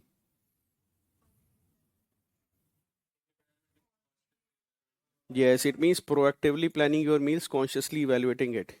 It means if a friend has offered a chocolate, you should not be taking it. Why? Because that is not mindful eating. I'm not saying I'm just telling you what it is.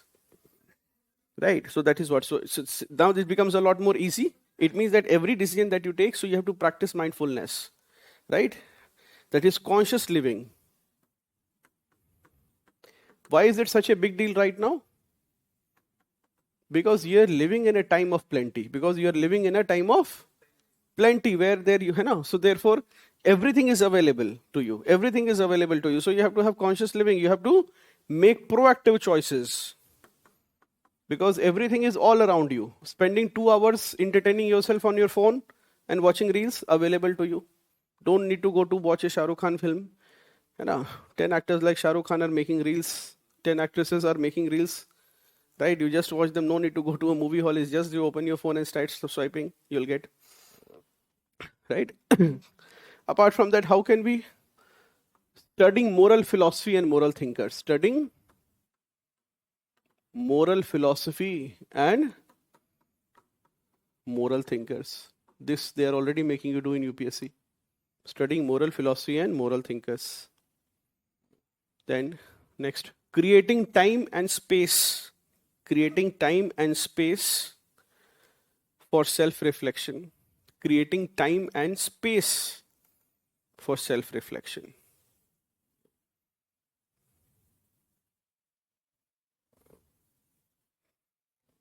Then emotional regulation and cultivating emotional intelligence. Emotional regulation and cultivating emotional intelligence.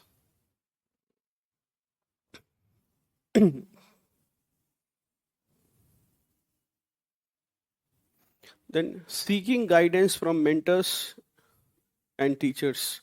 Seeking guidance from mentors and teachers.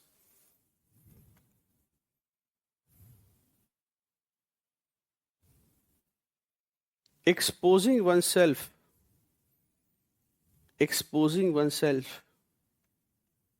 to diverse thoughts, ideologies, and social groups. To diverse thoughts, ideologies, and social groups.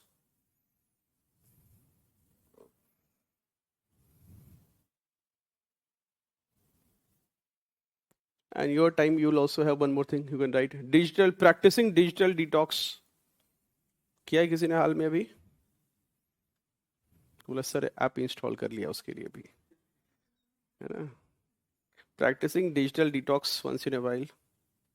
Why? Why this digital detox? Why it is important for, heeding to your voice of conscience? And so this is what Socrates famously says. He says an unexamined life is not worth living. Right? You've heard this, है ना?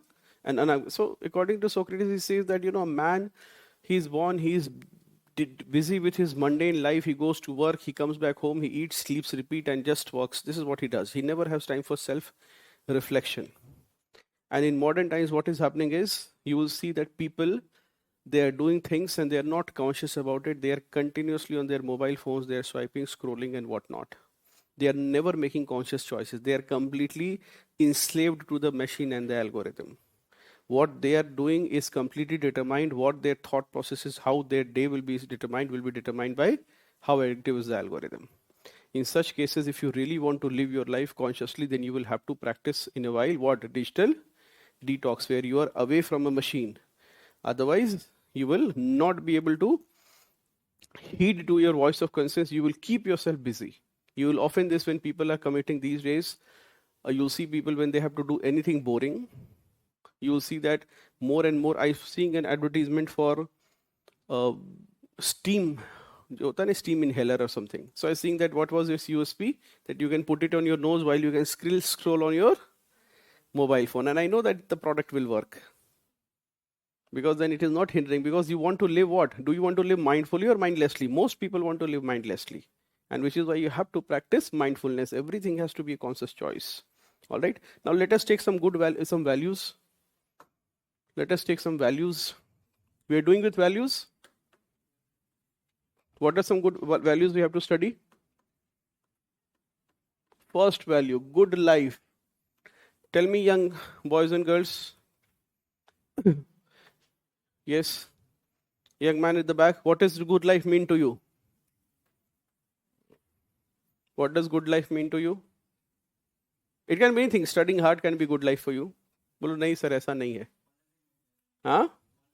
Honoring my parents. Okay, giving them a respectful life. Very good.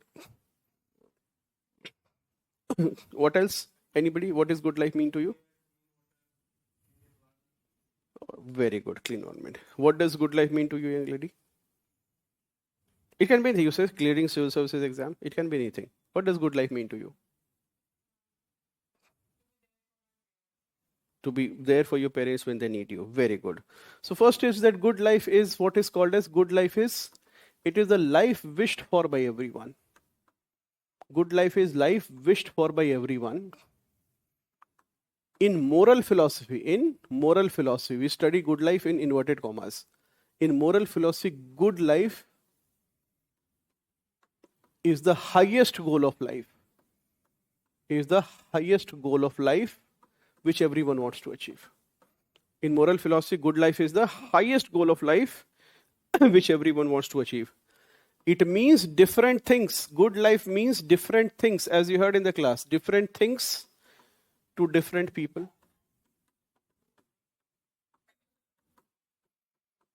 It means different things to different people. You take, for example, for the hedonist or materialist. For Charvaka, what does good life mean? It means eat, drink, make merry. खाओ पियो मजे उड़ाओ, है ना? खाओ पियो मजे उड़ाओ, ऐश करो. क्लास में पूरी ट्रेनिंग हो रखी है ना? For a hedonist, it means the incessant pursuit of earth and काम, money and bodily pleasure. कि एसी हो 16 डिग्री पे और एक रजाई हो और सोए रहें.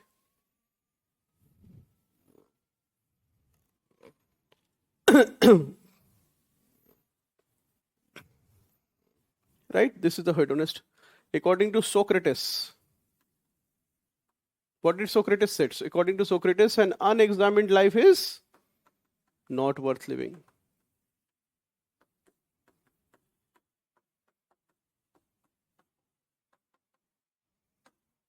He felt that that is good life, where we are able to reflect upon our life and not just, we are able to look back and reflect upon life. We are able to examine our life. And he says that when good life can be achieved when we use reason to rein passion. He imagined life to be a chariot drawn by horses, 2 horses. He said that you must use reason to rein passion. Reason to rein passion. There are so many desires you have, but you cannot have good life if you only pursue desires. If you are able to use your reason to rein passion, then you have good life. If you see,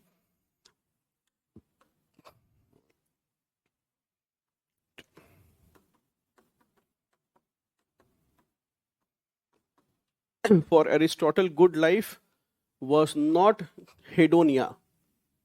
Goodness was not hedonia, which was the maximization of pleasure or passion. But moving from hedonia to, yes, eudaimonia. Eudaimonia. Going to eudaimonia. That is, that is the eudaimonia, according to Aristotle, was maximization of one's human faculties. Maximization of your human faculties. A man must be what he can be. A man must be what he can be. Within inverted commas, you can write, a man must be what he can be. जो कर सकते हो, you कर सको.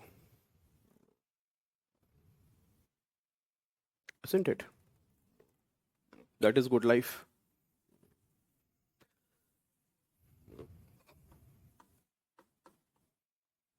So good life, according to you, the question if it comes, I think we have a question also. Good life mein. And as 2017 question is there, the crisis of ethical values in modern times. It is not in your handout. The crisis of ethical values in modern times is traced to a narrow perception of good life. I have taught you some techniques where whenever you will have to, in ethics as well as in other papers, you will have to, in essay also, you will have to choose between two binaries. Have we discussed this? Yes or no? Yes. So I told you whenever you have to discuss between two binaries, that is this or that, whenever you have a this or that question, what will you do? I had told you the words, one is blind man and lame man. I repeat, blind man and second argument is two wheels of a chariot. Third is the Madhyam Marg of Buddhism. Fourth is narrow view and broad view. So you always take narrow view which is less desirable and broad view which is desirable. All right. So you can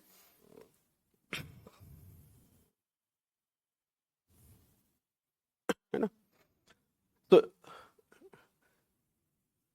the questions or 2017 question is saying that the crisis in modern times, the fall of ethics in modern times can be traced to a narrow perception of good life. Tell me what is the meaning of narrow perception of good life? Now this much you know. Very good. So the meaning is, in this question, I expect that good life, you write one line on it, and then what is the narrow perception of good life? One which is marked by what? Materialism, by hedonia, seeking pleasure. Then write 2, 3, 4 manifestations of it. It is leading to how consumerism.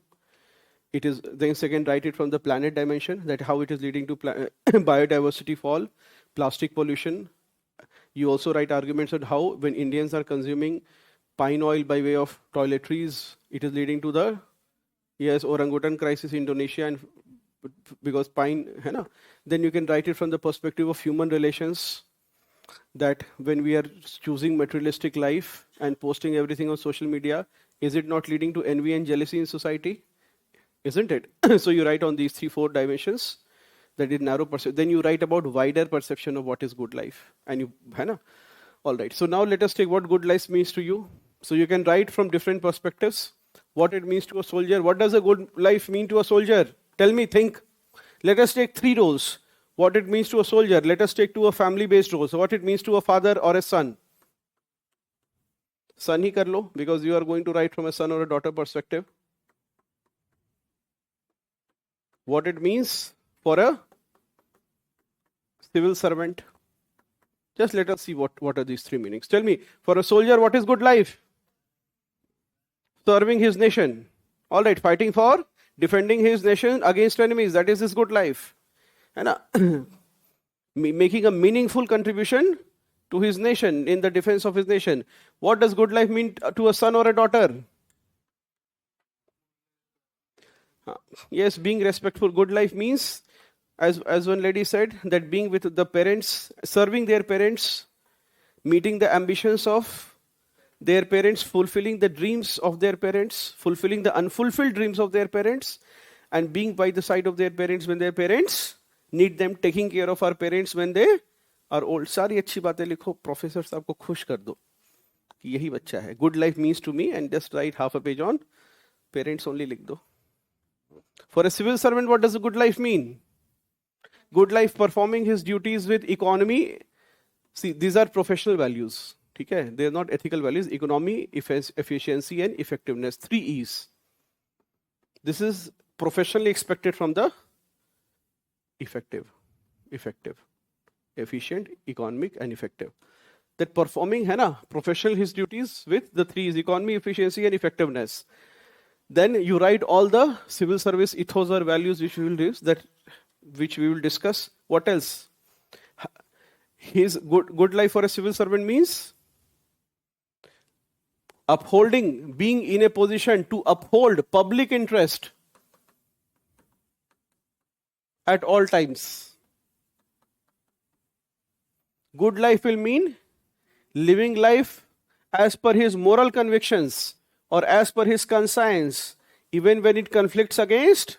Write 2, 3 things which you have done. We have done 5 conflicts. You write any 2, 3 conflicts. Acting as per one's conscience, even when it conflicts against official duty. Acting as per one's conscience, even if it conflicts family expectation. Even when it conflicts popular and societal pressure. Even when it conflicts law and authority and order of superiors. Can we write that? And lastly, a good life for a civil servant means when he is able to uphold the values of the Constitution in his day-to-day actions. When he's able to uphold the values enshrined in the Constitution, when he's able to cherish the noble ideas that inspired the struggle for all freedom, if he's able to do that in his day-to-day life and conduct, he's living a good life. When he's able to inspire, he's inspired to the he's able to, when a civil servant is able to live a life of humility and frugality, such as to become a role model for the ordinary citizen, then also he has a good life. Can we say that? Think, open up your minds. Think, when would you say, yes, you want to say something? When he brings, when he's able to bring a mental, okay, you can write things. Okay? So this is what is good life. So there's a narrow perception and there's a wider, narrow perception is two things: living for oneself. What is the narrow perception of good life? Living for oneself. That is the narrow perception of good life. But what is the broader perception? Living for others. If you are living for oneself, then what will you do? Narrow perception of good life. You will focus on self-aggrandizement, which means sara kuch jama kar lo. You will be focusing, you will become selfish. You will become self-centered. Living life for myself, which means what matters to you? I, me, myself, mera. This will be manifested. It is bad for society as it promotes jealousy, envy. It is bad for the planet, promotes consumerism, environmental destruction. It is bad for the individual because it brings unpeace, or you can say turmoil, undue stress if you are such a consumer. Other than living for others, you can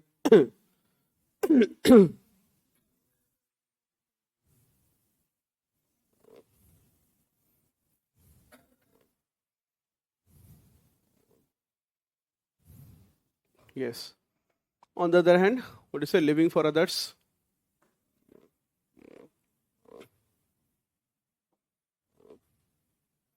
Meaningful contribution to society.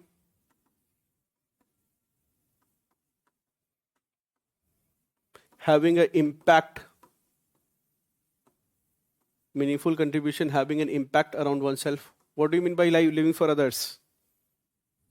Being a net giver.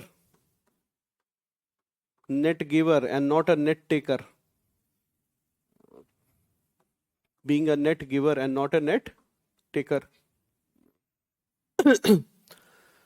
In the end, it is rewarded by being remembered by the society. People who live for others, they are remembered long after they are gone.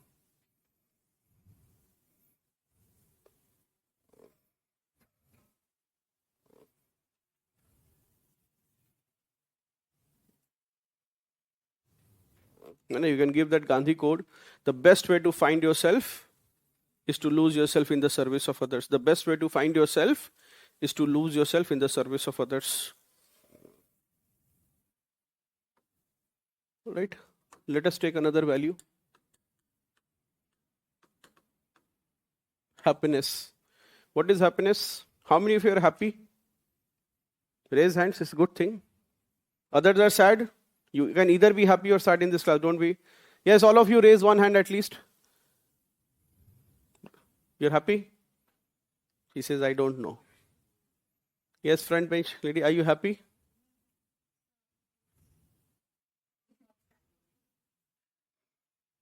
Okay.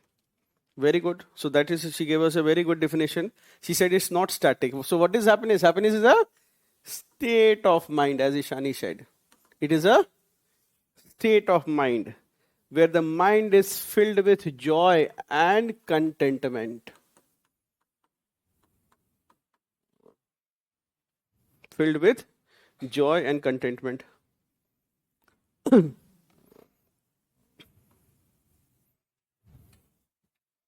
You can write everything about good life here. Can you just think for a minute? Everything that you've written in Good Life, can you write here or not? What does happiness means to you? Taking care of parents. What does happiness means to a soldier? Defending his country against the enemies, laying down his life. Meaning, he will find meaning when he's similarly. What is living life as per one's own dharma? That itself is good life, and that is also the source of happiness. So you are living, then you should be following Vidyarthi Dharma. What are the Vidyarthi Dharma? 5 लक्षण विद्यार्थी के क्या हैं? बको ध्यानम, काग चेष्टा, बगुले जैसा ध्यान. You know, you can sit in one leg and look at the water, one dip and you catch a fish. That is the level of concentration. Kak chesta. That is, you must be relentless like a crow. Swanindra. Not having deep sleep. As if ki. So it must be light slept. And? Yeah, sleep like a dog. Swanindra. गृह त्यागी. सब घर छोड़ के आए हुए यहाँ पर. अल्पाहारी. कम खाओ so that you have more energy level. अभी बच्चे यहाँ से जाते समय जोमेटो ऑर्डर करेंगे रूम तक, है ना, कि जोमेटो पहले पहुंचेगा कि हम पहुंचेगा, भी कोई ठीक नहीं, राइट? और anything?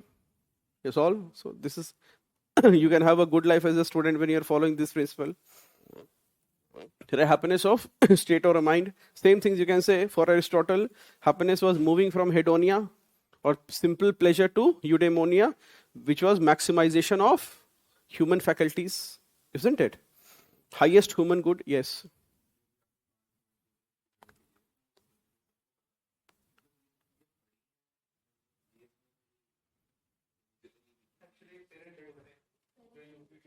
So see, in your paper, Acha, you are saying that how did I not know it? So, so that is something that will concern. You can write it down when you have to. When it comes to, whenever you get a question like what does it mean to you, anything you can mean to you, then you can always say that as a student and an aspiring civil servant, and in my studies I want to do this. You can say like Bako Dhyanam. Alpahari. Okay, very good.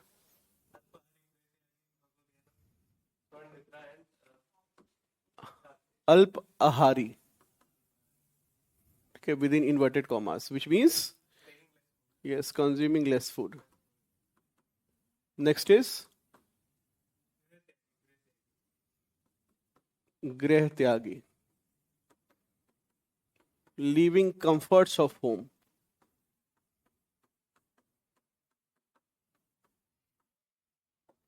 And third is, what is the third one?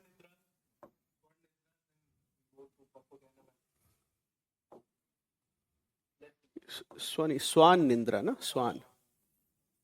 Swan, that is dog. Swan Nindra.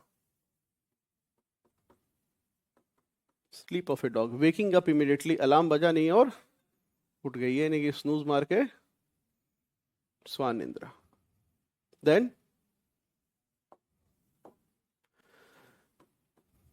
Kak Chester. That is relentless like the crow. If you don't know anything, you make a circle and write this. So half page will go in this. If you do. And Bako Dhyanam. Hindi words you will always write within inverted commas. Concentration of a, what is it called? Of a swan. You see swan, it will be, or this bird, it will be standing in water with one leg. It doesn't put two legs, one leg, and then when it puts its beak inside, it will immediately, it have that concentration. The minute a fish comes, it will pick it up.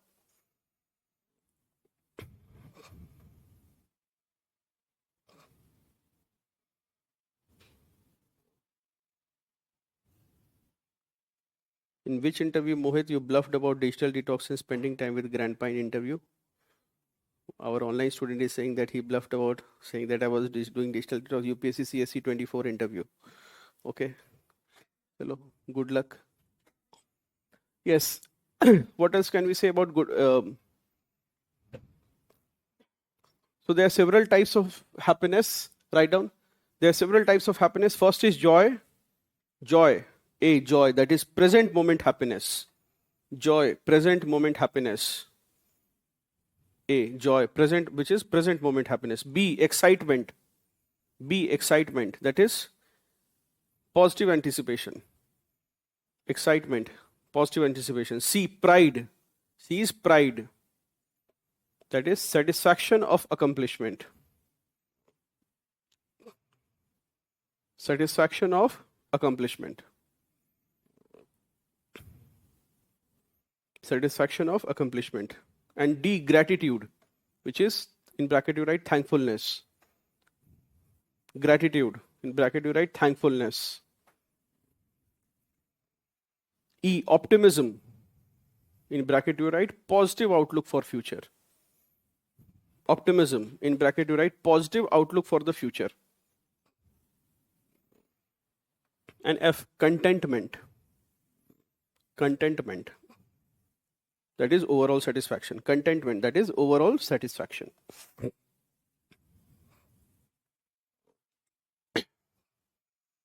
Now, the $1 million question. Online students, you also contribute.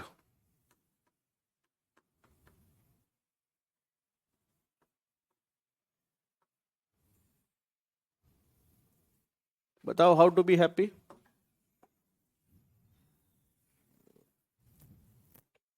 तो sir नहीं पता, notes लिखा दीजिए इस पर तो आप. हाँ, लिखनी to one's conscious. Okay, how to be happy के पहले let us take medical science. What medical science says? What medical science says on happiness? According to medical science, write down, according to medical science, happiness is the result of interplay of chemicals in the brain. According to medical science, happiness is an interplay of chemicals in the brain. What sort of chemicals? The 4 chemicals. First, dopamine. Interplay of chemicals in the brain.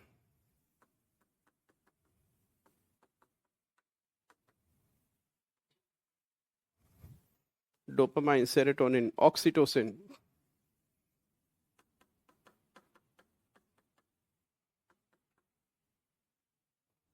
And endorphin.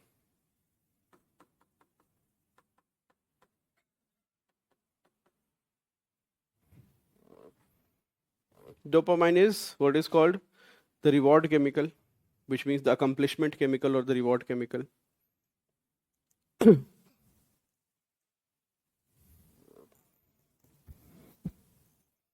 Sahil is saying how to be happy through salvation. No, silly, don't look for salvation right now. First seek happiness. Salvation is the final one. अभी नहीं करना, अभी तो paper भी लिखना है तुम्हें, अभी तो शादी भी बाकी है तुम्हारी. Right? Yes. So dopamine is a reward chemical. How do you get it? By completing a task or by undertaking self-care activities. Serotonin, it is the mood stabilizer. Serotonin, how do we get it? Stabilizer such as good walking in the sun, meditating, doing meditation, being in nature. Oxytocin, it is the love hormone, right? It means spending time with loved ones. Spending time with loved ones. Spending time with loved ones. Playing with a dog. Spending time with babies. Endorphin. Endorphin is a painkiller. It is a natural painkiller, the painkiller. How do you release endorphins? By laughing loudly. You'll see in Delhi, the haha clubs, unique to Delhi, nowhere else in India. You go, the more Delhier the place is, the more haha club will be there. You go in the morning and there'll be old men and they'll say ha ha ha ha and they'll be clapping. Have you seen this? No. No, you're not waking up, it means. उठ ही नहीं रहे हो तुम लोग. Why do they laugh? They're old. They are nobody to share a laughter with. You see, if you see a 4 or a 5-year-old boy, he'll be laughing and giggling like anything. 7th, 8th class, they'll peak in his adolescent years. And then you get into your 20s and things stop. You laugh less. By 30s, you'll see people stop laughing at all. You will hardly see. If somebody is laughing in their 40s and 50s, it means they're on a good track. Slowly, you'll see your parents laugh much less than you are. Hansi chali gayi hai, right? That's how life is. So you must laugh loudly, release endorphin, exercising, etc. Right? So how to be happy? One of the ways to be happy is create goals. Create small goals and pursue them. Create small goals plus pursue them. You'll say, sir, my goal is UPSC. Why? I'm not happy. So create small goals. एकदम बड़ा काम लेकर है ना, दुखी दुखी दुख मिलना है. Small goals, right? Create small goals and pursue them. Second is live in the present. Live in the present. Third is reframe negative thoughts. If you get a negative thought, then you reframe it and make it positive. Any negative, reframe negative thoughts. Now, then take care of, work on the physical components of happiness. What is the physical component of happiness? Exercise. Physical component of happiness. Extremely important. You'll feel very happy after you do an exercise. Practice gratitude.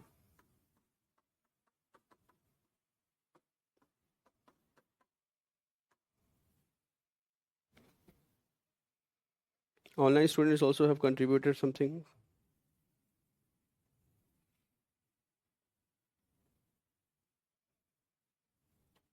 Connect with friends. So you can write anything under the sun under it. What happiness means to you. What happiness means to you, everything under good life. And plus what you were saying, that keeping my parents happy and all that. You can say that. All right. Then what does success mean? Success as a value. Everything from good life plus happiness, use it. You can use one more thing. In all the three, you can say good life, happiness, and this. Three challenge. What is the impossible trinity in according to RBI? RBI छोड़ो अपने life. Impossible trinity is these three things. Work. In your case, it will be study. Balancing your work or career. Second will be health and third family. ये तीन चीज तीनों में नहीं हो पाए.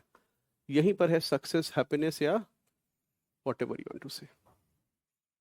The missing trinity. है ना? If you are doing your studies right and talking to family every time, then gym will not happen. If you are going to gym and talking to friends and family, then studies will not happen.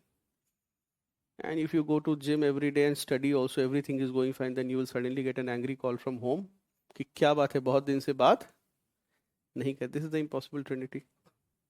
In case you can make 4 circle diagrams, you can add one more. I cannot have not added it, but you can make another circle where you can put spirituality. This is not in your phase, but in the end you will need some of it to be happy or to be successful or to have a good life.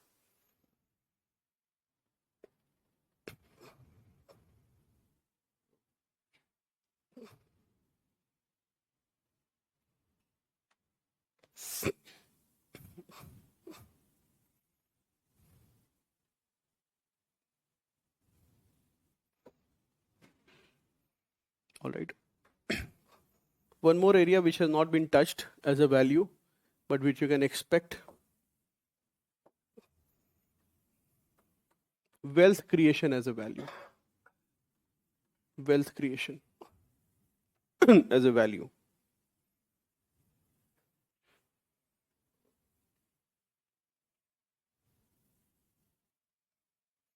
Is wealth creation a good value? Yes or no?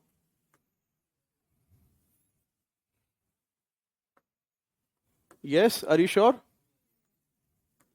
Indian society, does it look towards wealth creation as a value positively? No, it does not. Tell your parents, mom, I have decided that I'm going to earn a lot of money. Your parents will give you one chata. पढ़ाई करो चुपचाप. है ना? So wealth creation. See, wealth creation has conventional view. Conventional view. Or you can say narrow view. Two views can be there. And this can be progressive view or modern view or wider view. Wealth creation conventionally seen to be bad. Conventionally seen to be bad. Why? Wealth creation is conventionally seen to be bad. Why? Because wealth creation is seen to be a zero-sum game. Wealth creation is seen as a zero-sum game. Often seen to be zero-sum game, which means one person becomes rich at the cost of another. It is also seen to be bad because it creates inequality in society. It creates inequality in society. Seen to be bad because it creates inequality in society. Wealth creation and inequality leads to envy and jealousy. And every act, every prosperity, every prosperous civilization, both civilization as well as family or individual, his prosperity can be traced to an act of exploitation in the past. अगर लग रहा है कि waste बहुत prosperous है, then you can trace it to some exploitation they would have done.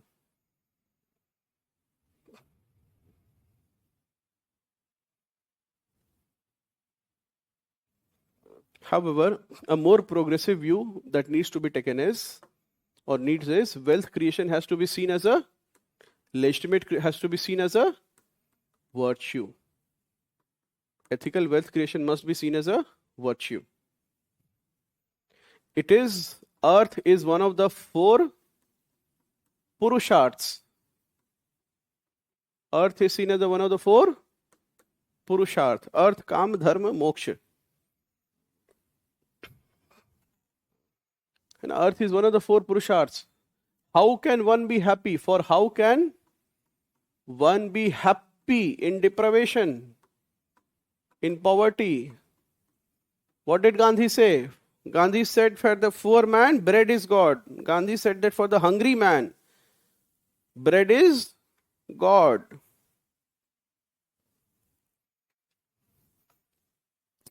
Wealth creation is needed. Wealth creation is needed to build cities, schools, hospitals, infrastructure, etc.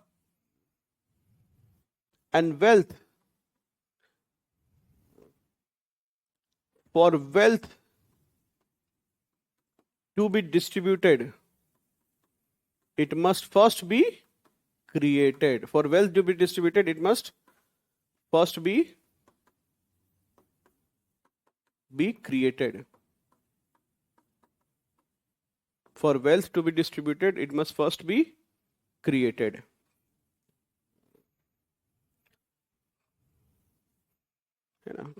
Wealth creation is crucial for scientific invention and discoveries.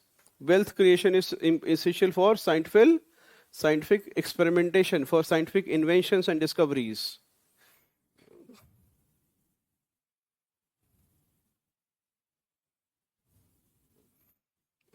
All right. So in the final position will be wealth creation is good. It should not be 2-3 things should not be. Some checks should be there in wealth creation. First is that wealth creation should not be through crony capitalism. What is crony capitalism? Everybody knows? Yes or no? Those who don't know, tell me. Look at me. Nobody is looking at me now. Crony capitalism. Crony capitalism, I have told you that what is the invisible hand of the market? Competition.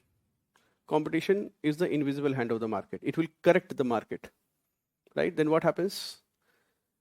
It says that if markets are fair, then it will be best for both service providers as well as consumers. Then what happens in crony capitalism? Crony capitalism may those who have access to corridors of power get an unfair advantage in the market. I repeat, those who have access to crony capitalism is a situation where those who have access to corridors of power, they get an unfair advantage in a market. So therefore, there is no free and fair market.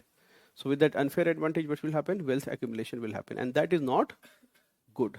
If it is happening in an open market, then there is no problem. But when it is happening through crony capitalism, which means the Adanis and Ambanis having access to satta ke galiyare, corridors of power, and having an unfair advantage. Two people have applied for a license, the other one is not getting it, the first one is getting it immediately. So he has an unfair advantage. State is differentiating between two players. Right? So that is, it should not be done through crony capitalism. Second is, it should not lead to inequality.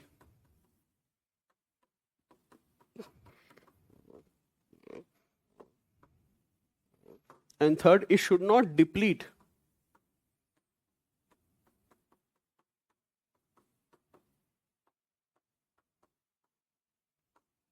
natural resources, है ना, violating intergenerational equity.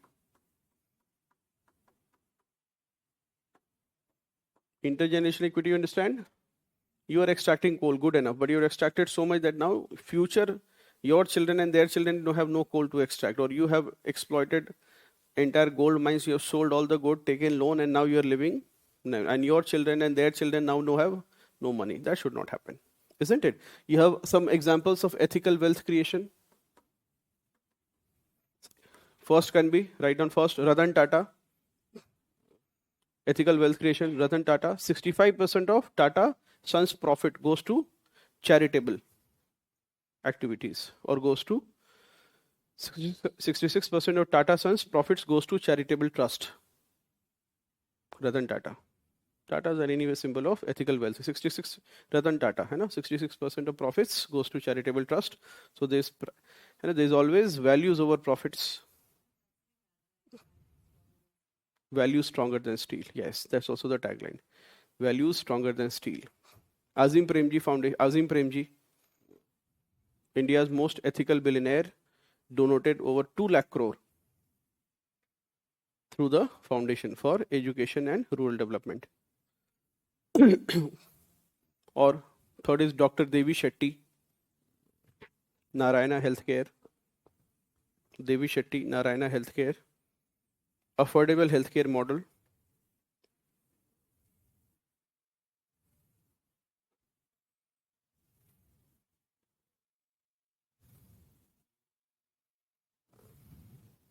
Gates Foundation also you can write.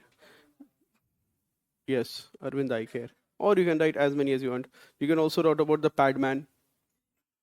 So it's not social. You can give examples of all the social entrepreneurs, such as, for example, Arunachalam Muruganathan,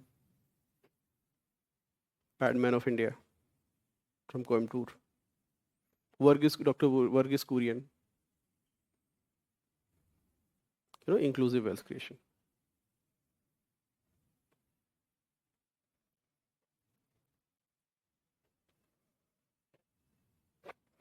All right, so that is all for today's class. Moral thinkers, and tomorrow Sakshi ma'am will take moral thinkers, attitude and aptitude, and we'll meet again for administrative ethics. All right. I think she'll take maybe 5 lectures at max, or maybe 4. So just after next 1 week, we'll meet again. All right. So any doubts, you have my email address. You can always write to me. I see some question marks. No? I said attitude, aptitude, international ethics will be taken by Sakshi ma'am, and moral thinkers also. After this, we will meet again for administrative ethics. That is public service values, civil service values, probity in public life. All right? Chalo. Thank you, class.